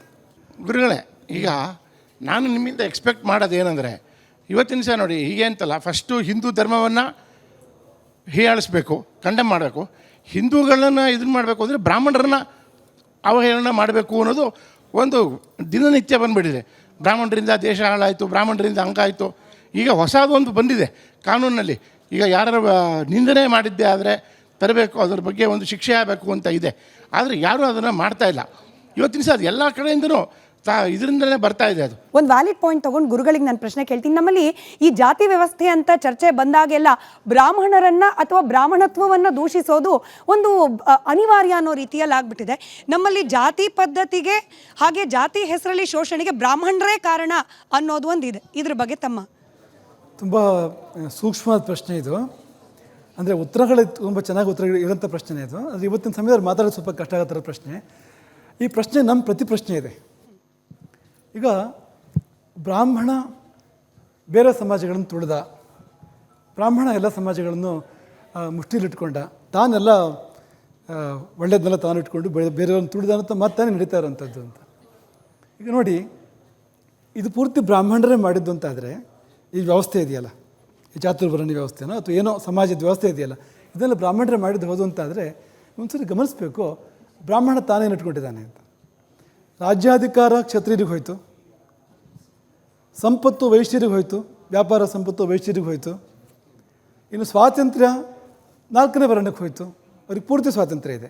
ಮತ್ತು ಎಲ್ಲ ಹೆಚ್ಚಿನ ಇವತ್ತು ಜಾಬ್ ಅಂತ ಏನು ಕರಿತೀವಿ, ಇವತ್ತು ಉದ್ಯೋಗ ಅಂತ ಏನು ಕರಿತೀವಿ, 95 ಭಾಗದ ಉದ್ಯೋಗ ಅಲ್ಲಿಗೆ ಸಲ್ಲತ್ತೆ, ಆ ವರ್ಗಕ್ಕೆ ಸಲ್ಲತ್ತೆ. ಅವತ್ತಿನ ಕಾಲ ಲೆಕ್ಕಾಚಾರ ಹಾಕಿದರೆ ಅದೆಲ್ಲ ಅವ್ರಿಗೆ ಹೋಯಿತು. ಇವರಿಗೇನು ಉಳಿತು? ಏನು ಉಳಿತು ಅಂದರೆ ನದಿ ತೀರ, ಆಶ್ರಮ, ತಣ್ಣೀರು ಸ್ನಾನ, ಗೆಡ್ಡೆ ಗೆಣಸು ತಿನ್ನೋದು, ಇದೇ ತಾನೇ ಉಳಿದಿರೋದು ಬ್ರಾಹ್ಮಣನಿಗೆ ಅಂತ. ಅಂದರೆ ಆ ಥರ ಇರಲಿಲ್ಲ ಅನ್ನೋ ಕಾರಣಕ್ಕೆ ಹೇಳ್ತಿರೋದು ನಾವು. ಎಲ್ಲ ಸಮಾಜಗಳ ಬಗ್ಗೆ ನಮಗೆ ಪ್ರೀತಿ ಇದೆ, ಎಲ್ಲ ಸಮಾಜಗಳ ಭಕ್ತರು ಇದ್ದಾರೆ, ನಮಗೆ ಎಲ್ಲ ಸಮಾಜಗಳ ಬಗ್ಗೆ ಪ್ರೀತಿ ಇದೆ. ಈ ವಿಷಯ ಬಂದಾಗ ನಾನು ಹೇಳುವಂಥದ್ದು, ಈಗ ಬ್ರಾಹ್ಮಣ ಯಾಕೆ ರಾಮನನ್ನು ಪೂಜೆ ಮಾಡಬೇಕು ಅಂತ ಹೇಳ್ದ? ರಾಮ ಕ್ಷತ್ರಿಯ ಅಲ್ವಾ, ಕೃಷ್ಣ ಕ್ಷತ್ರಿಯ ಅಲ್ವಾ, ಗೋಪಾಳ ಅಲ್ವಾ ಕೃಷ್ಣ ಹಾಕಿ ತೊಗೊಂಡ್ರೆ ಇವನ್ನೆಲ್ಲ ಪೂಜೆ ಮಾಡಬೇಕು ಅಂತ ಬ್ರಾಹ್ಮಣ ಯಾಕೆ ಹೇಳ್ದ? ಆ ಥರ ಇಲ್ಲ ಅಂತ. ಬ್ರಾಹ್ಮಣನಿಗೆ ಏನಿದೆ, ಬ್ರಾಹ್ಮಣನ ಜೀವನಕ್ಕೆ ಏನು ಇಟ್ಕೊಂಡಿದ್ದಾನೆ, ಉಳಿದವ್ರಿಗೆ ಏನು ಕೊಟ್ಟಿದ್ದಾನೆ, ಅವನು ಕೊಟ್ಟಿದ್ದಾನಂತೇನೋ ಅಲ್ಲ ಅದೇನು ಎಷ್ಟಕ್ಕೂ. ಹಾಗೆ ತೊಗೊಂಡ್ರೆ ಒಂದು ವೇಳೆ ಇವ್ರಿಗೇನಿದೆ ಅವ್ರಿಗೇನಿದೆ, ಈ ನಿಯಮಗಳು ಆ ನಿಯಮಗಳನ್ನ ಅದಲು ಬದಲು ಮಾಡಿದರೆ ಒಪ್ಕೊಳ್ಳೋಕ್ಕಾಗತ್ತಾ? ಅದನ್ನ ಆ ಜೀವನ ತೊಗೊಂಡು ಬದುಕೋಕ್ಕಾಗತ್ತಾ ಅನ್ನೋದನ್ನು ಗಮನಿಸಿದರೆ ಸಾಕು ಅಂತ. ಇಡೀ ಸವಾಲಿದು ಅಂತ ನೀವು ಗಮನಿಸಿ ನೋಡಿ, ಇದನ್ನು ಸ್ಮೃತಿಗಳನ್ನು ತೆಗೆದು ನೋಡಿ, ಅವ್ರ ಜೀವನ ಏನು ಇವ್ರ ಜೀವನ ಏನು ಅಂತ. ಅಷ್ಟು ಕ್ಲಿಷ್ಟ ಜೀವನ ಅದು, ಅಷ್ಟು ಯಾವುದೇ ಭೋಗ ವೈಭವ ಇಲ್ಲದೇ ಇರ್ತಕ್ಕಂಥ ಜೀವನ ಅದು. ಮತ್ತು ಅಧಿಕಾರ ಸೂತ್ರ ಇಲ್ಲ, ಸೈನ್ಯ ಇಲ್ಲ, ಸಂಪತ್ತಿಲ್ಲ, ಸ್ವಾತಂತ್ರ್ಯ ಇಲ್ಲ, ಏನಿದೆ ಅಲ್ಲಿ, ಏನಿದೆ ಅಂತ ಸುಮ್ಮನೆ ಆ ಥರ ಹೇಳಬಾರ್ದು ಅಂತ. ಗುರುಗಳಿಗೆ ಸಾಷ್ಟಾಂಗ ನಮಸ್ಕಾರಗಳು. ನಾನು ಸುಮಾ ನಾಗೇಶ್ ಅಂತ. ಬಹುಶಃ ದೊಡ್ಡ ಪ್ರಶ್ನೆಗಳ ಮಧ್ಯದಲ್ಲಿ ನನ್ನದೊಂದು ಪುಟ್ಟ ಪ್ರಶ್ನೆ. ಒಬ್ಬ ಗೃಹಿಣಿಯಾಗಿ, ಒಬ್ಬ ತಾಯಿಯಾಗಿ ನಾನು ಒಂದು ಕುಟುಂಬ ವ್ಯವಸ್ಥೆಯಲ್ಲಿ ಈ ಪ್ರತಿಭಟನೆಗಳನ್ನು ಯಾವ ರೀತಿ ಮಾಡಬಹುದು? ನನ್ನ ಮಕ್ಕಳನ್ನೇನೋ ನಾನು ಧೈರ್ಯವಾಗಿ ಬೆಳೆಸ್ಬಹುದು, ಆದರೆ ನಾಳೆ ಯಾರೋ ಬಂದು ಹೊಡೆದ್ಬಿಟ್ರೆ ಏನು ಮಾಡೋದು? ಅಥವಾ ನನ್ನ ಮನೆಯಲ್ಲಿ ಇನ್ಯಾರೋ ಬಂದು ನನ್ನ ಮಗುನ ಕಿಡ್ನ್ಯಾಪ್ ಮಾಡ್ಕೊಂಡು ಹೊರಟೋದ್ರೆ ಏನು ಮಾಡೋದು? ಈ ಭಯಗಳ ಮಧ್ಯದಲ್ಲಿ ಮಕ್ಕಳಿಗೆ ಒಂದು ಮೂಲಭೂತವಾದ, ನೀನು ಅನ್ಯಾಯ ಇದ್ದರೆ ಅದನ್ನು ಪ್ರತಿಭಟನೆ ಮಾಡು, ಅದನ್ನು ಹೇಳ್ಕೊಡೋ ಅಂಥ ಶಕ್ತಿಯನ್ನು ನಾವುಗಳು ಹೇಗೆ ಬೆಳೆಸ್ಕೋಬೋದು ಅನ್ನೋದು ನನ್ನ ಪ್ರಶ್ನೆ. ಭಯ ಮತ್ತು ಎದುರಿಸೋದು, ಪ್ರತಿಭಟನೆ, ಬಂದು ಯಾರು ಹೊಡೆದ್ರೆ ಏನು ಮಾಡೋದು, ಮಗು ನೆತ್ಕೊಂಡೋದ್ರೆ ಏನು ಮಾಡೋದು ಅಂತ. ಇದಕ್ಕೆ ಉತ್ತರ ಏನು ಅಂದರೆ ಶಾಂತಿನೇ ಜೀವನ ಸ್ತೋತ್ರ. ಶಾಂತಿಗಿಂತ ದೊಡ್ಡದು ಯಾವುದೂ ಇಲ್ಲ, ಸಹನೆಗಿಂತ ದೊಡ್ಡದು ಯಾವುದೂ ಇಲ್ಲ, ಅದಕ್ಕಿಂತ ದೊಡ್ಡ ಸಾಧನೆ ತಪಸ್ಸು ಯಾವುದೂ ಇಲ್ಲ. ಶಾಂತಿಯೇ ಜೀವನ ಸ್ತೋತ್ರ. ಆದರೆ ಶಾಂತಿಗಾಗಿ ಯುದ್ಧ ಮಾಡಬೇಕಾಗತ್ತೆ, ಶಾಂತಿಗಾಗಿ ಯುದ್ಧ ಮಾಡಬೇಕಾಗತ್ತೆ. ಶಾಂತಿ ನೆಲೆಸಬೇಕು ಅಂದರೆ ಈಗ ರಾವಣನ ಮೇಲೆ ಯುದ್ಧ ಮಾಡದೇ ಇದ್ದರೆ ಆ ರಾಮರಾಜ್ಯ ಹುಟ್ಟೋದೇ ಇಲ್ವಲ್ಲ, ಶಾಂತಿ ಸ್ಥಾಪನೆ ಆಗೋದೇ ಇಲ್ವಲ್ಲ ಅಂತ. ಸಂಸ್ಕೃತದ ಶಾಸ್ತ್ರಗಳಲ್ಲಿ ಮಾತಿದೆ, ಆತತಾಯಿ ವಧಾರ್ಹಣ, ಯಾರನ್ನೂ ಕೊಲ್ಲಬಾರ್ದು, ಆದರೆ ಯಾರಾದರೂ ಆಯುಧ ಎತ್ಕೊಂಡು ನಿನ್ನ ಕೊಲ್ಲೋಕೆ ಬಂದರೆ ಕೊಲ್ಲೋವನನ್ನು, ಪಾಪ ಇಲ್ಲ ಅಂತ. ಏನರ್ಥ ಅದಕ್ಕೆ? ಅವಳು ಸ್ತ್ರೀ ಇರ್ಬೋದು ಅಥವಾ ಇನ್ನೇನೋ ಇರ್ಬೋದು, ಅದು ಆ ಸಂದರ್ಭ ಬಂದಾಗ, ಅಸ್ತಿತ್ವದ ಪ್ರಶ್ನೆ ಬಂದಾಗ ಹೋರಾಟ ಮಾಡಲೇಬೇಕಾಗತ್ತೆ, ಹೋರಾಟ ಮಾಡಿದೋಕ್ಕಾಗಲ್ಲ ಅಂತ. ಆಗೆಲ್ಲರೂ ಕ್ಷತ್ರಿಯರೇ ಆ ಹೊತ್ತಲ್ಲಿ ಅಂತ.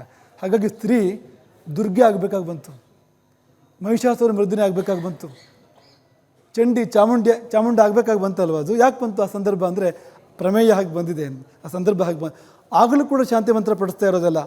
ನಾಲಂದ ವಿಶ್ವವಿದ್ಯಾಲಯವನ್ನು ನಾಲಂದ ಗ್ರಂಥಾಲಯವನ್ನು ಹೊತ್ತಿ ಉರಿಸಿದ್ದು ಕೇವಲ 17 ಮಂದಿ ಅಂತ.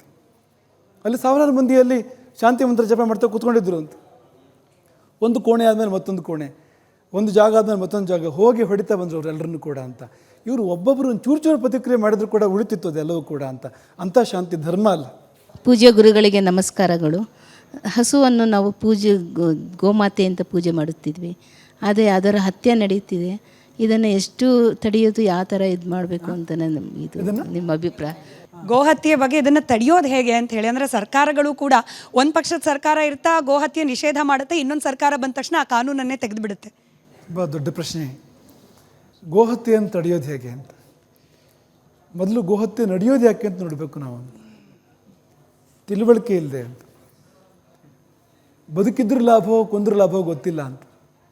ಕೊಲ್ತಾ ಇರೋರಿಗೆ ಗೋವು ಬದುಕಿದ್ರೆ ಎಷ್ಟು ಲಾಭ, ಕೊಂದರೆ ಎಷ್ಟು ಲಾಭ ಅಂತ ಗೊತ್ತಿಲ್ಲ ಅಂತ. ಕೊಂದರೆ ಏನು ಸಿಗುತ್ತೆ, ಬದುಕಿದ್ರೆ ಏನು ಕೊಡಬಲ್ದು ಅದು ಇಡೀ ಜೀವನದಲ್ಲಿ, ಚಿನ್ನದ ಮೊಟ್ಟೆ ಬದುಕೊಳ್ಳಿ ಅಂತ ಹೇಳ್ತಾರಲ್ವ, ಅದು ಗೊತ್ತಿಲ್ಲ ಅಂತ. ಅದು ಯಾವತ್ತು ಗೊತ್ತಾಗುತ್ತೋ ಅವತ್ತು ಗೋಹತ್ಯೆ ನಿಲ್ಲುತ್ತೆ, ಯಾವ ಕಾನೂನು ಬೇಕಾಗಲ್ಲ ಅವತ್ತು. ಗೋವಿನ ಉಪಯೋಗ, ಅದರ ಮಹತ್ವ ಯಾವತ್ತು ಗೊತ್ತಾಗುತ್ತೋ ತಾನಾಗಿ ಗೋಹತ್ಯೆ ನಿಲ್ಲುತ್ತೆ ಅಂತ. ಯಾಕೆಂದರೆ ಅಷ್ಟು ಉಪಯೋಗ ಆಗೋದನ್ನ ಕೊಲ್ಲೋಕೆ ಯಾರು ಮನಸ್ಸು ಮಾಡ್ತಾರೆ. ನಮಸ್ತೆ ಗುರುಜಿ. ನೀವು ಹೇಳಿದ್ರಿ ಬಾಂಗ್ಲಾದೇಶದಲ್ಲಿ ಆಗಿರೋ ಪರಿಸ್ಥಿತಿ ಇಲ್ಲೂ ಬೇಗ ಬರ್ಬೋದು ಅಂತ. ಇದಕ್ಕೆ Andhra Pradesh deputy C M Pawan Kalyan ಅವರು ಸನಾತನ ರಕ್ಷಣಾ ಬೋರ್ಡ್ ಅಂತ ಪ್ರಪೋಸ್ ಮಾಡಿದ್ರು. ಸೊ ಅದನ್ನು ನೀವು ಯಾವ ಥರ ಸ್ವಾಗತ ಮಾಡ್ತೀರಾ ತಿಳಿಸಿರಾ?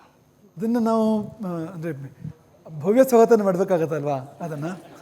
ಆದರೆ ಒಂದೇನೆಂದರೆ ತುಂಬ ಬೋರ್ಡ್ಗಳಿದ್ದಾವೆ ಈಗ ರಾಜ್ಯದಲ್ಲಿ, ರಾಷ್ಟ್ರದಲ್ಲಿ. ಅದೇನು ತುದಿ ಮೊದಲೇ, ಆಮೇಲೆ ಏನಾಗುತ್ತೆ ಅಂದರೆ ಯಾರೋ ಒಬ್ಬರು ಹೋಗಲು ಕೂತ್ಕೊಳ್ಳೋಕ್ಕೊಂದು ಜಾಗ ಅನ್ನೋ ಥರ ಅದು ಉಪಯೋಗ ಇಲ್ಲ. ಅರ್ಥವತ್ತಾಗಿ ಆಗೋದಾದರೆ ಅದರ ಅಗತ್ಯ ಇದೆ ಖಂಡಿತ ಅಂತ, ಆಗಬೇಕು ಅಂತ. ನಮಸ್ಕಾರ ಗುರುಗಳಿಗೆ. This extension of the motherhood. ನಾವು ತಾಯಿಯಾಗಿ ನಮ್ಮ ಮನೆಯಲ್ಲಿ ನಮ್ಮ ಮಕ್ಕಳನ್ನ what ever the way we ಚೆನ್ನಾಗಿ ಬೆಳೆಸ್ತೇವೆ. ಮನೆ, ಮಠ, ದೇವರು, ದಿಂಡು ಅಂತೆಲ್ಲ ಕ್ಲೀನಾಗಿ ಬೆಳೆಸ್ಬಿಟ್ಟು ಒಂದು ಸಮಾಜಕ್ಕೆ ಬಿಟ್ಟಾಗ ಅವ್ರು ಹೇಳ್ತಾರೆ, ನೀನೇನು ಮಾಡ್ತಿದ್ದೀಯ ಅದೆಲ್ಲ ತಪ್ಪು. ಓಕೆ, ನೀನು ಹೇಳಿದ್ದೆಲ್ಲ ಬರೀ ವಾಟ್ ಯು ಕಾಲ್ ಮೂಢನಂಬಿಕೆ, ಅದು ಇದು ಅಂತಂದ್ಬಿಟ್ಟು ಅಂತ. ಸರಿ ಇದೆ ಅಂದರೆ ತುಂಬ. ಅಂದರೆ ಈಗ ನೀವು ಹಿಡಿತ ಸಾಧನೆ ಮಾಡೋದು, ಬಿಗಿ ಮಾಡೋದು ತಪ್ಪು ಅಂತ ಅನ್ನೋದಕ್ಕಿಂತ ಜಾಸ್ತಿ ಅವ್ರ ಒಳಗಿಂದ ನಾವು ಸಿದ್ಧ ಮಾಡಬೇಕಾಗತ್ತೆ ಅಂತಂದರೆ ಅವ್ರಿಗೆ ತುಂಬ ಆಳವಾದ ತಿಳುವಳಿಕೆ ಬೆಳೆಸ್ಬೇಕಾಗತ್ತೆ, ಬೇರು ಆಳಕ್ಕೆ ಊರಬೇಕಾಗತ್ತೆ ಅಂತ. ಅದು ತುಂಬ ಮುಖ್ಯ ಆಗುತ್ತೆ. ನೀವು ಪ್ರೀತಿ ಕೊಟ್ಟಿದ್ದೀರಿ, ಒಳ್ಳೆ ದಾರಿ ಯಾವುದನ್ನು ತೋರಿಸಿದ್ದೀರಿ, ಮತ್ತು ಸ್ವಲ್ಪ ಆ ಕಡೆ ಹೋಗುತ್ತೆ ಅಂದಾಗ ನೀವು ಬಿಗಿನೂ ಕೂಡ ಮಾಡಿದ್ದೀರಿ. ಆದರೆ ಮುಖ್ಯ ಪ್ರಶ್ನೆ ಇರೋದು ಬೇರು ಎಷ್ಟು ಆಳಕ್ಕೆ ಹೋಗಿದೆ ಅಂತ. ಬೇರು ಆಳಕ್ಕೆ ಹೋಗಿದರೆ ಗಾಳಿ ಬೀಸಿದ್ರೂ ಏನಾಗಲ್ಲ, ಅದು ಇಲ್ದಿರೋ ಹೊರಗಡೆ ಗಾಳಿ ಬೀಸಿದಾಗ ಹಾರೋಗ್ಬಿಡುತ್ತೆ, ಅದು ಉಳಿಯಲ್ಲ ಅದು ಅಂತ. ಹಾಗಾಗಿ ಬೇರೆ ಆಳಕ್ಕೆ ಹೋಗಬೇಕು ಅಂದರೆ ಜ್ಞಾನದ ಜೊತೆಗೆ ಅಭಿಮಾನ ಬರಬೇಕು, ಅಂದರೆ ತಿಳುವಳಿಕೆ ಜೊತೆಗೆ ಅಭಿಮಾನ ಬರಬೇಕು. ಅವನು ಎಲ್ಲೂ ಹೋಗಲ್ಲ. ಮುಸಲ್ಮಾನರ ಡೆಮೋಗ್ರಫಿ, ಆ ಪಾಪ್ಯುಲೇಷನ್ ಜಾಸ್ತಿ ಆಗಿದ್ದಕ್ಕಾಗಿ ಆಟೋಮೆಟಿಕಲಿ ಮೈನಾರಿಟೀಸ್ ಹಿಂದೂಗಳ ಮೇಲೆ ದಾಳಿ ನಡೆದಿದೆ. ಅದು ಈಗ ಇನ್ನು ಸದ್ಯದಲ್ಲೇ ಭಾರತದಲ್ಲೂ ಬರೋ ಸಾಧ್ಯತೆಗಳಿದೆ. ನಾವು ಅದಕ್ಕೆ ಪರಿಹಾರ ಈಗ ಎಲ್ಲರೂ ಹೇಳ್ತಿರೋದು ಪಾಪ್ಯುಲೇಷನ್ ನೀವು ಹೆಚ್ಚು ಮಾಡ್ಕೊಳ್ಳಿ ಅಂತ. ಆದರೆ ಅದಕ್ಕೂ ಪ್ರೋಸೆಸ್ ಇದೆ. ಇಮಿಡಿಯೇಟ್ಲಿ ನಾವು ಏನು ಮಾಡ್ಬೋದು, ಈಗ ಏನು ಮಾಡ್ಬೋದು, ಈಗ ಬರ್ತಾ ನಮಗನ್ಸೋದು ತಕ್ಷಣಕ್ಕೆ ನಗು ಬಂತಾದರೂ ಕೂಡ ಬಹಳ ಗಂಭೀರವಾದ ಪ್ರಶ್ನೆ ಗುರುಗಳೇ. ಸೋಷಿಯಲ್ ಮೀಡಿಯಾದ ನನಗೆ ಗೊತ್ತಿಲ್ಲ, ಈ ಪ್ರಶ್ನೆ ಕೇಳಿದ್ರೆ ಕೆಲವರಿಗೆ ಬೇಸರ ಆಗಬಹುದೇನೋ. ಸೋಷಿಯಲ್ ಮೀಡಿಯಾದಲ್ಲಿ ಬಹಳ ಚರ್ಚೆ ಆಗ್ತಿರೋ ವಿಚಾರ ಅಂದರೆ ವಿದೇಶದಿಂದ ಬಂದವರು ಇಲ್ಲಿ ರಾಜಕಾರಣಿ ಆಗ್ತಾರೆ, ಬೇರೆ ದೇಶದವರು ಇಲ್ಲಿ ವೋಟರ್ಸ್ ಹಾಕ್ತಾರೆ, ಯಾರಿಗೆ ಹೆಚ್ಚು ಮಕ್ಕಳಿದೆ ಅವ್ರಿಗೆ ಸಬ್ಸಿಡಿ ಸಿಗುತ್ತೆ, ಯಾರು ಎರಡೇ ಮಕ್ಕಳು ಮಾಡ್ಕೊಂಡಿರ್ತಾರೆ ಅವ್ರು ಟ್ಯಾಕ್ಸ್ ಕಟ್ತಾರೆ. ಇದಕ್ಕೆ ಪರಿಹಾರ ಏನು ಅಂತ. ಡೆಮೋಕ್ರಸಿ ಮೇಲೆ ವಿಶ್ವಾಸ ಹೋಗಲಿಕ್ಕೆ ಈ ಡೆಮೋಗ್ರಫಿ ಚೇಂಜ್ ಕಾರಣ ಆಗ್ತಿದೆ ಅನ್ನೋದು ಇವರ ಪ್ರಶ್ನೆ ಮೂಲಭೂತ. ಅಲ್ಲ, ಇಮಿಡಿಯೇಟ್ಲಿ ಏನು ಮಾಡಬೇಕು ಅಂತ ಪ್ರಶ್ನೆ ಕೊನೆಯಲ್ಲಿ ಮುಕ್ತಾಯ ಆಗಿರೋದು. ಹಾಗೆ ಇಮಿಡಿಯೇಟ್ಲಿ ಒಂದು ಸಂಕಲ್ಪ ಮಾಡಬೇಕು ಅಂತ ನಮ್ಗೆ ಅನ್ಸೋದು ಅಂತ, ಒಂದು ತೀರ್ಮಾನ ಮಾಡಬೇಕು, ಒಂದು ಸಂಕಲ್ಪ ಮಾಡಬೇಕು ಅಂತ. ಯಾಕೆಂದರೆ ಆ ಸಂಕಲ್ಪಗಳು, ತೀರ್ಮಾನಗಳು ಜಾರಿಗೆ ಬರೋಕ್ಕೆ ಸಮಯ ತಗೊಳ್ಳಿ ಪರವಾಗಿಲ್ಲ ಅಂತ. ಈಗ ಡೆಮೋಗ್ರಫಿ ಬದಲಾಯ್ತಲ್ಲ, ಅದು ರಾತ್ರಿ ಬೆಳಗ್ಗೆ ಬದಲಾಗಲಿಲ್ಲ ಅದು ಅಂತ, ಅಂದರೆ ಒಂದು ದಿವಸದಲ್ಲಿ ಬದಲಾಗಿಲ್ಲ ಅದು ಅಂತ. ಅವರು ಯೋಜನೆ ಮಾಡಿ ತಲೆಮಾರು ಸಾಧನೆ ಮಾಡಿ ಅದನ್ನು ಅಲ್ಲಿಗೆ ಬಂದಿರತಕ್ಕಂಥದ್ದು ಅದು ಅಂತ. ನಾವು ಮಾಡಬೇಕಾಗತ್ತೆ ಕೆಲಸನ ಅಂತ. ಅಂದರೆ ಆ ಡೆಮೋಗ್ರಫಿನ ಮತ್ತೆ ಬದಲು ಮಾಡಬೇಕಾಗುತ್ತೆ ನಾವು ಅಂತ. ಮೊದಲು ಹೇಗಿತ್ತು ಅಲ್ಲಿಗೆ ಮತ್ತೆ ತರಬೇಕು ಅಂದರೆ ಅದು ಆಗ ದೃಢವಾದ ನಿಶ್ಚಯಗಳು ಬೇಕಾಗ್ತವೆ, ತೀರ್ಮಾನಗಳು ಬೇಕಾಗ್ತವೆ ಅಂತ. ಸಂಖ್ಯೆ ಕೂಡ ತುಂಬ ಮುಖ್ಯವಾದ ವಿಷಯ. ಈಗ ಇವತ್ತು ನಾವು ಇದನ್ನು ಇತ್ತೀಚೆಗೆ ಹೇಳ್ತಾ ಇರ್ತೀವಿ ಈ ಮಾತುಗಳನ್ನು. ಮಕ್ಕಳು ಬೇಕು ಜಾಸ್ತಿ ಅಂತ ನಾವು ಯಾವಾಗಲೂ ಹೇಳ್ತಾ ಇರ್ತೀವಿ. ಮಕ್ಕಳು ಸಂಪತ್ತು, ಮಕ್ಕಳು ಶಾಪ ಅಲ್ಲ, ಮಕ್ಕಳು ಹೊರೆ ಅಲ್ಲ. ನಾವು ಅಷ್ಟೆಲ್ಲ ಆಧುನಿಕರಾಗಬಾರ್ದು, ನಾವು ಮಕ್ಕಳು ಬೇಡ ಅನ್ನೋ ಥರ ಆಧುನಿಕರಾಗಬಾರ್ದು ನಾವು ಅಂತ ಹೇಳ್ತಾ ಇರ್ತೀವಿ ನಾವು ಯಾವಾಗಲೂ. ಯಾಕೆ ಹೇಳ್ತಾ ಇರ್ತೀವಿ ಅಂದರೆ ಕೊನೆಗೂ ಸಂಖ್ಯೆಗೆ ಬಂದು ನಿಲ್ಲುತ್ತೆ ಇದು ಅಂತ ಒಂದು ದಿವಸ ಅಂತ. ಕೊನೆಗೂ ಏನು ಈಗ ಬಂದು ನಿಂತುಬಿಟ್ಟಿದೆ ಅಂತ. ಇವತ್ತಂತೂ ನಡೀತಿರೋದ ಸಂಖ್ಯೆ ಮೇಲೆ ಎಲ್ಲೋದು ಕೂಡ ಅಂತ. ನಾಳೆ ಒಂದು ದಿವಸ ನಮ್ಮ ಸಂಖ್ಯೆ, ನಿಮ್ಮ ಮಕ್ಕಳು ಮೊಮ್ಮಕ್ಕಳ ಸಂಖ್ಯೆ ಕಡಿಮೆ ಆದಾಗ ಅವರು ಅನುಭವಿಸ್ತಾರೆ ಇದನ್ನು ಅಂತ. ಅವರು ತುಂಬ ದಾರುಣವಾಗಿ ಅನುಭವಿಸ್ತಾರೆ ಅಂತ. ಇವತ್ತು ಹೇಗೆ ಪಾಕಿಸ್ತಾನದಲ್ಲಿ ಅನುಭವಿಸ್ತಾ ಇದ್ದಾರೋ, ಬಾಂಗ್ಲಾದೇಶದಲ್ಲಿ ಅನುಭವಿಸ್ತಾ ಇದ್ದಾರೋ, ಆ ತರಹ ತುಂಬ ಘೋರವಾಗಿ ಅದು ಅನುಭವಿಸುವಂಥ ಕಾಲ ಬರುತ್ತೆ ಅಂತ. ಹಾಗೆ ಇದು ತಮಾಷೆ ಖಂಡಿತ ಅಲ್ಲ. ಇದು ಖಂಡಿತವಾಗಿಯೂ ಮಕ್ಕಳು ಜಾಸ್ತಿ ಬೇಕು. ಇಬ್ಬರು ಗಂಡ ಹೆಂಡತಿ ಇಬ್ಬರೇ ಮಕ್ಕಳು ಅಂದರೆ ಅದು ಅಲ್ಲಿಂದಲ್ಲಿಗೆ ನಿಂತಿದೆ ಅಂತ ಅರ್ಥ, ಅಥವಾ ಅಲ್ಲಿಂದಲ್ಲಿಗೂ ನಿಂತಿಲ್ಲ ಅಂತಲೇ ಅರ್ಥ. ಯಾಕಂದರೆ ಇಬ್ಬರು ಮಕ್ಕಳು ಬದುಕಬೇಕು ಅಂತಿಲ್ಲ, ಇಬ್ಬರು ಮದುವೆ ಆಗಬೇಕು ಅಂತಿಲ್ಲ, ಇಬ್ಬರು ನಮ್ಮ ಜೊತೆಗೆ ಇರಬೇಕು ಅಂತೇನಿಲ್ಲ. ಹಾಗಾಗಿ ಅದು ಕ್ಷೀಣಿಸ್ತಾ ಇದೆ ಅಂತಲೇ ಅರ್ಥ ಅದಕ್ಕೆ ಅಂತ. ಒಂದು ಅಂದರೆ ಅರ್ಧಕ್ಕೆ ಬಂತು ಅಂತ ಅರ್ಥ, ಅರ್ಧಕ್ಕಿಂತ ಕೆಳಗೆ ಹೋಯ್ತು ಅಂತ ಅರ್ಥ ಅದಕ್ಕೆ ಅಂತ. ಈಗ ಒಂದೊಂದು ಮಕ್ಕಳನ್ನ ಒಂದು ತಲೆಮಾರು ಮಾಡಿಕೊಂಡ್ರೆ ಮುಂದಿನ ತಲೆಮಾರು ಹೊತ್ತಿಗೆ ಅರ್ಧಕ್ಕಿಂತ ಕೆಳಗಿರುತ್ತೆ ಸಂಖ್ಯೆ. ನಾವು ಇದನ್ನು ಕಣ್ಣಲ್ಲಿ ನೋಡ್ತಾ ಇದ್ದೀವಿ ಅಂತ. ಈಗ ನಾವು ಒಂದು ಮಠದ ವ್ಯಾಪ್ತಿಯಲ್ಲಿ ನೋಡ್ತೀವಲ್ಲ ನಾವು. ಈಗ ಅದೇ ಹಳ್ಳಿಯಲ್ಲಿ ನಾವು ಶುರು ಮಾಡಬೇಕಾದ್ರೆ ಒಂದು 25-30 ವರ್ಷ 30 ವರ್ಷ ಹಿಂದೆ ಅಂತ ಅಂದ್ಕೊಳ್ಳಿ, ಒಂದು ತಲೆಮಾರಿ ಹಿಂದೆ ಅಂತ ನಾವು ಶುರು ಮಾಡಬೇಕಾದ್ರೆ ಏನಿತ್ತು, ಇವತ್ತು ಅದ್ರ ಅರ್ಧ ಕೂಡ ಇಲ್ಲ ಅಂತ ಹೋಗಿದೆ ಪೂರ್ತಿ ಅಂತ. ಹಾಗಾಗಿ ಇದನ್ನು ತಮಾಷೆ ಮಾಡ್ಬೋದು, ಮಾಡೋರು ಮಾಡ್ಕೊಳ್ಳಿ, ಸ್ವಾಗತ ಇದೆ ತಮಾಷೆ ಮಾಡೋದಕ್ಕೆ. ಆದರೆ ಈ ತಮಾಷೆ ಉಳಿಯಲ್ಲ. ಮುಂದೊಂದು ದಿವಸ ತುಂಬ ಘೋರ ಪರಿಸ್ಥಿತಿಯಲ್ಲಿ ನಮ್ಮ ಮಕ್ಕಳು ಮೊಮ್ಮಕ್ಕಳು ಇರ್ತಾರೆ, ಬೇರೆ ಯಾರೂ ಅಲ್ಲ ಅಂತ, ಸಂಖ್ಯೆ ಬೇಕಾಗತ್ತೆ ಅಂತ, ಅದಕ್ಕೆ ಬೇಕಾದ ಮಾಡಬೇಕಾಗತ್ತೆ ಅಂತ. ಗುರುಗಳೇ ನಮಸ್ಕಾರ. ನಮ್ಮ ಶಾಲೆಗಳು ನಮ್ಮ ಸಂಸ್ಕೃತಿಯ ಉಳಿವಿಗೆ ಯಾವ ರೀತಿ ಕೆಲಸ ಮಾಡಬೇಕು ಅಂತ ಹೇಳೋದು, ಈಗಿನ ಆಧುನಿಕ ಶಿಕ್ಷಣ ಪದ್ಧತಿಯಲ್ಲಿ ಮಕ್ಕಳಿಗೆ ತುಂಬ ಹೊರೆ ಆಗ್ತಾ ಇದೆ. ಹಾಗಾಗಿ ಸಂಸ್ಕಾರ ಶಿಕ್ಷಣವನ್ನು ನಮ್ಮ ಶಾಲೆಗಳು ಹೇಗೆ ಕೊಡಬೇಕು ಅಂತ ಹೇಳಿ ತಿಳಿಸ್ಕೊಡ್ಬೇಕು. ಶಾಲೆಗಳು ಒಂದು ಚೆನ್ನಾಗಾದರೆ ದೇಶ ಚೆನ್ನಾಗಾಗ್ಬಿಡುತ್ತೆ, ಬೇರೆ ಏನೂ ಬೇಡ. ಶಾಲೆಗಳಲ್ಲಿ ಏನು ಚೆನ್ನಾಗಿಲ್ಲ ಅಂತಂದರೆ ವಾತಾವರಣ ಚೆನ್ನಾಗಿಲ್ಲ ಅಂತ. ಏನು ವಾತಾವರಣ ಇಲ್ಲ ಅಂದರೆ ಅಲ್ಲ ಗುರು ಶಿಷ್ಯ ಭಾವ ಇಲ್ಲ ಅಂತ. ಹಿಂದೊಂದು ಕಾಲದಲ್ಲಿ ಗುರು ಶಿಷ್ಯ ಭಾವ ಇತ್ತಲ್ಲ ಅಂತ, ನಮ್ಮ ಗುರುಗಳು ಒಂದು ಭಾವ ಇದೆಯಲ್ಲ, ಅಥವಾ ಒಂದು ತಲೆಮಾರು ಹಿಂದೋರು ನಮ್ಮ ಮೇಷ್ಟ್ರು ಅಂತ ಏನು ಗೌರವ ಅದು ಅಂತ. ಇವತ್ತು ಡೌನ್ ವಿತ್ ಪ್ರಿನ್ಸಿಪಾಲ್ ಹಿಂಗೆ ಹೋಗುತ್ತಲ್ಲ, ಇವತ್ತು ಕಲ್ಲು ಹೊಡಿತಾರೆ, ಶಿಕ್ಷಕರ ತಲೆಗೆ ಕಲ್ಲು ಹೊಡಿತಾರಲ್ಲ, ಇವತ್ತು ಆ ಕಾಲ ಬಂದಿದ್ದಲ್ಲ. ಇವತ್ತು ಎಲ್ಲಿದೆ ಗುರು ಶಿಷ್ಯ ಭಾವ? ಅವರಿಗೂ ಇಲ್ಲ, ಇವರಿಗೂ ಇಲ್ಲ. ಶಿಕ್ಷಕ ಸಂಬಳಕ್ಕೆ ಕೆಲಸ ಮಾಡ್ತೀನಿ ಅನ್ನೋ ಭಾವನೆಯಲ್ಲಿ ಕೆಲಸ ಮಾಡ್ತಾನೆ. ನನಗೆ ಮಕ್ಕಳ ಮೇಲೆ ತನ್ನ ಮಕ್ಕಳು ಅನ್ನೋ ಭಾವ ಇಲ್ಲ, ಆ ಪ್ರೀತಿ ಇಲ್ಲ, ಆ ಕಾಳಜಿ ಇಲ್ಲ. ತಾನು ಆದರ್ಶವಾಗಿರಬೇಕು ಅಂತ ಮಕ್ಕಳು ಅನುಸರಣೆ ಮಾಡ್ತಾರೆ ಅನ್ನೋ ಪ್ರಜ್ಞೆ ಇಲ್ಲ ಅಂತ. ನಮಸ್ಕಾರ ಗುರುಜಿ. ನನ್ನ ಪ್ರಶ್ನೆ ಏನು ಅಂದರೆ, ಸನಾತನ ಧರ್ಮ ಸಂಸ್ಕೃತಿ ಸಂಪ್ರದಾಯ ಎಲ್ಲ ಹೇಗೆ ಕಾಪಾಡ್ಕೊಂಡು ಹೋಗೋದು? ಸನಾತನ ಧರ್ಮ ಸಂಸ್ಕೃತಿಗಳನ್ನು ಹೇಗೆ ಕಾಪಾಡ್ಬೋದು ಅಂದರೆ, ಮೊಟ್ಟ ಮೊದಲನೇದಾಗಿ ಅದರ ಬಗ್ಗೆ ತಿಳುವಳಿಕೆ ಮತ್ತು ಅಭಿಮಾನ ಎರಡನ್ನು ಬೆಳೆಸಬೇಕು ಅಂತ. ಈಗ ನೋಡಿ, ಇಸ್ಲಾಂ ತಗೊಳ್ಳಿ ನೀವು, ಅವರಿಗೆ ಬೇರೆ ವಿಷಯಗಳು ಏನು ಬೇಕಾದ್ರೂ ಇರಲಿ, ಎಷ್ಟು ಒಂದು ಅಭಿಮಾನ ಇದೆ ಅಂತ, ಎಷ್ಟು ತಿಳುವಳಿಕೆ ಅಭಿಮಾನ ಬೆಳೆಸ್ಕೋತಾರೆ ನೋಡಿ ಇವರು ಅಂತ, ಅದ್ರ ಕೊರತೆ ಇದೆ ಅಂತ. ಈ ನಮ್ಮ ಧರ್ಮ ಅನ್ನುವಾಗ ಜೀವ ಕೊಟ್ಟೆ ಅಂತ, ಹೀಗೆ ಇತ್ತು ಒಂದು ಕಾಲದಲ್ಲಿ, ಧರ್ಮಕ್ಕಾಗಿ ಪ್ರಾಣ ಕೊಡ್ಬೋದು ಅಂತ. ಅದು ಯಾವ ಮಟ್ಟದ ಅಭಿಮಾನ ಅದು? ಕ್ಷತ್ರಿಯ ಯುದ್ಧದಲ್ಲಿ ಸಾಯ್ತಾನಲ್ವ, ಧರ್ಮಕ್ಕಾಗಿ ಸಾಯೋದವನು ಯುದ್ಧದಲ್ಲಿ ಅವನು ಅಂತ, ವೀರಸ್ವರ್ಗ ಅಂತ. ಯಾವ ಥರ ಇತ್ತು ಅಂತ, ತಾಯಂದ್ರು ಬಯಸ್ತಾ ಇದ್ರು ನನ್ನ ಮಗ ವೀರಸ್ವರ್ಗ ಪಡೀಲಿ ಅಂತ ಅಲ್ವಾ ಅಂತ. ಆ ಮಟ್ಟದ ಅಭಿಮಾನ ಬೆಳೆಸ್ಬೇಕಾಗತ್ತೆ ನಾವು ಧರ್ಮದ ಬಗ್ಗೆ ಅಂತ, ಆಗುತ್ತೆ ಅದು ಅಂತ. ನಮಸ್ಕಾರ ಗುರುಗಳಿಗೆ. ನನ್ನ ಹೆಸರು ವೇಣುಗೋಪಾಲ್ ಅಂತ. ನೀವು ನಮಗೆ ತಿಳಿದಿರೋ ಹಾಗೆ ನಾವು ಮಕ್ಕಳನ್ನ ಯಾವ ಥರ ಬೆಳೆಸಬೇಕು ಅನ್ನೋದು ಆಲ್ರೆಡಿ ಸಂಸ್ಕೃತದಲ್ಲೇ ಹೇಳಿರುವಂಥದ್ದು.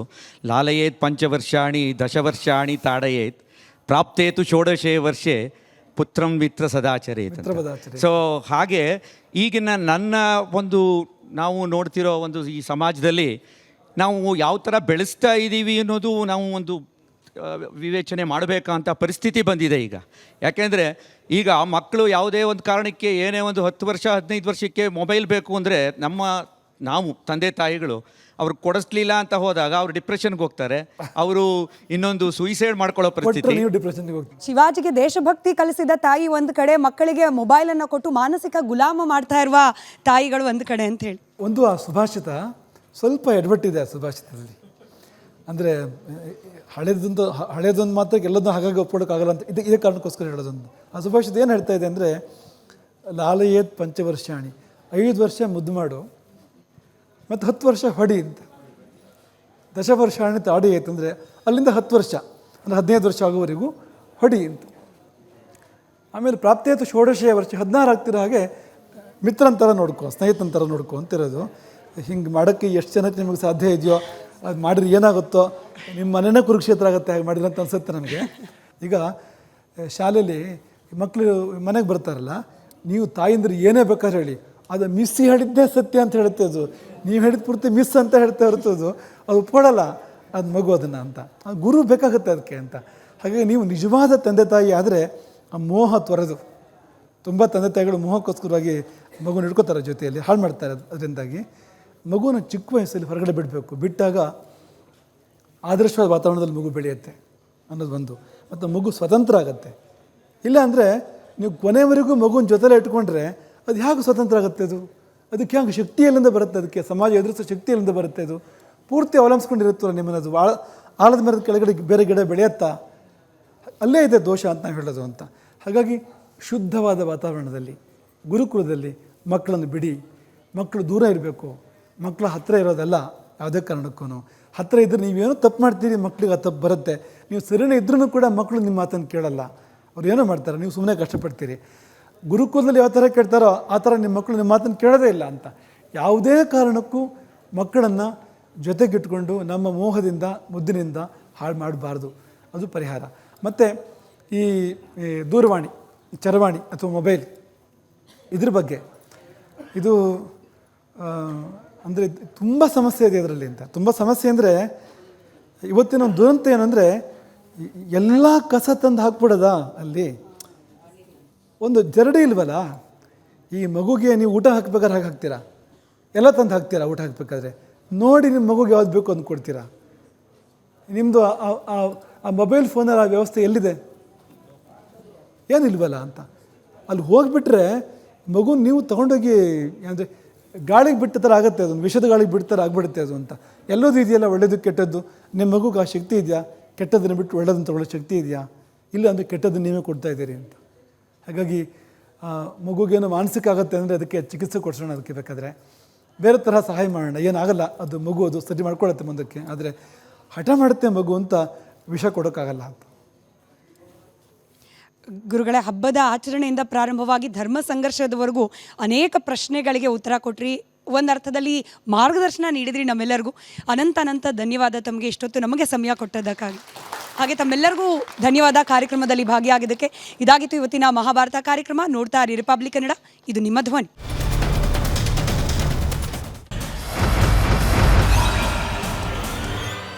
ಚಹಾದ ಸ್ವೀಟ್ ಟೇಸ್ಟ್ MDHT+ ನಿಂದಲೇ ಬರುತ್ತೆ. ಗಂಟು ಕಟ್ಟಿಕೋ ಲವಂಗ, ಹಸಿರು ಏಲಕ್ಕಿಯಿಂದ ತುಂಬಿದ MDHT+ ಮಸಾಲೆ.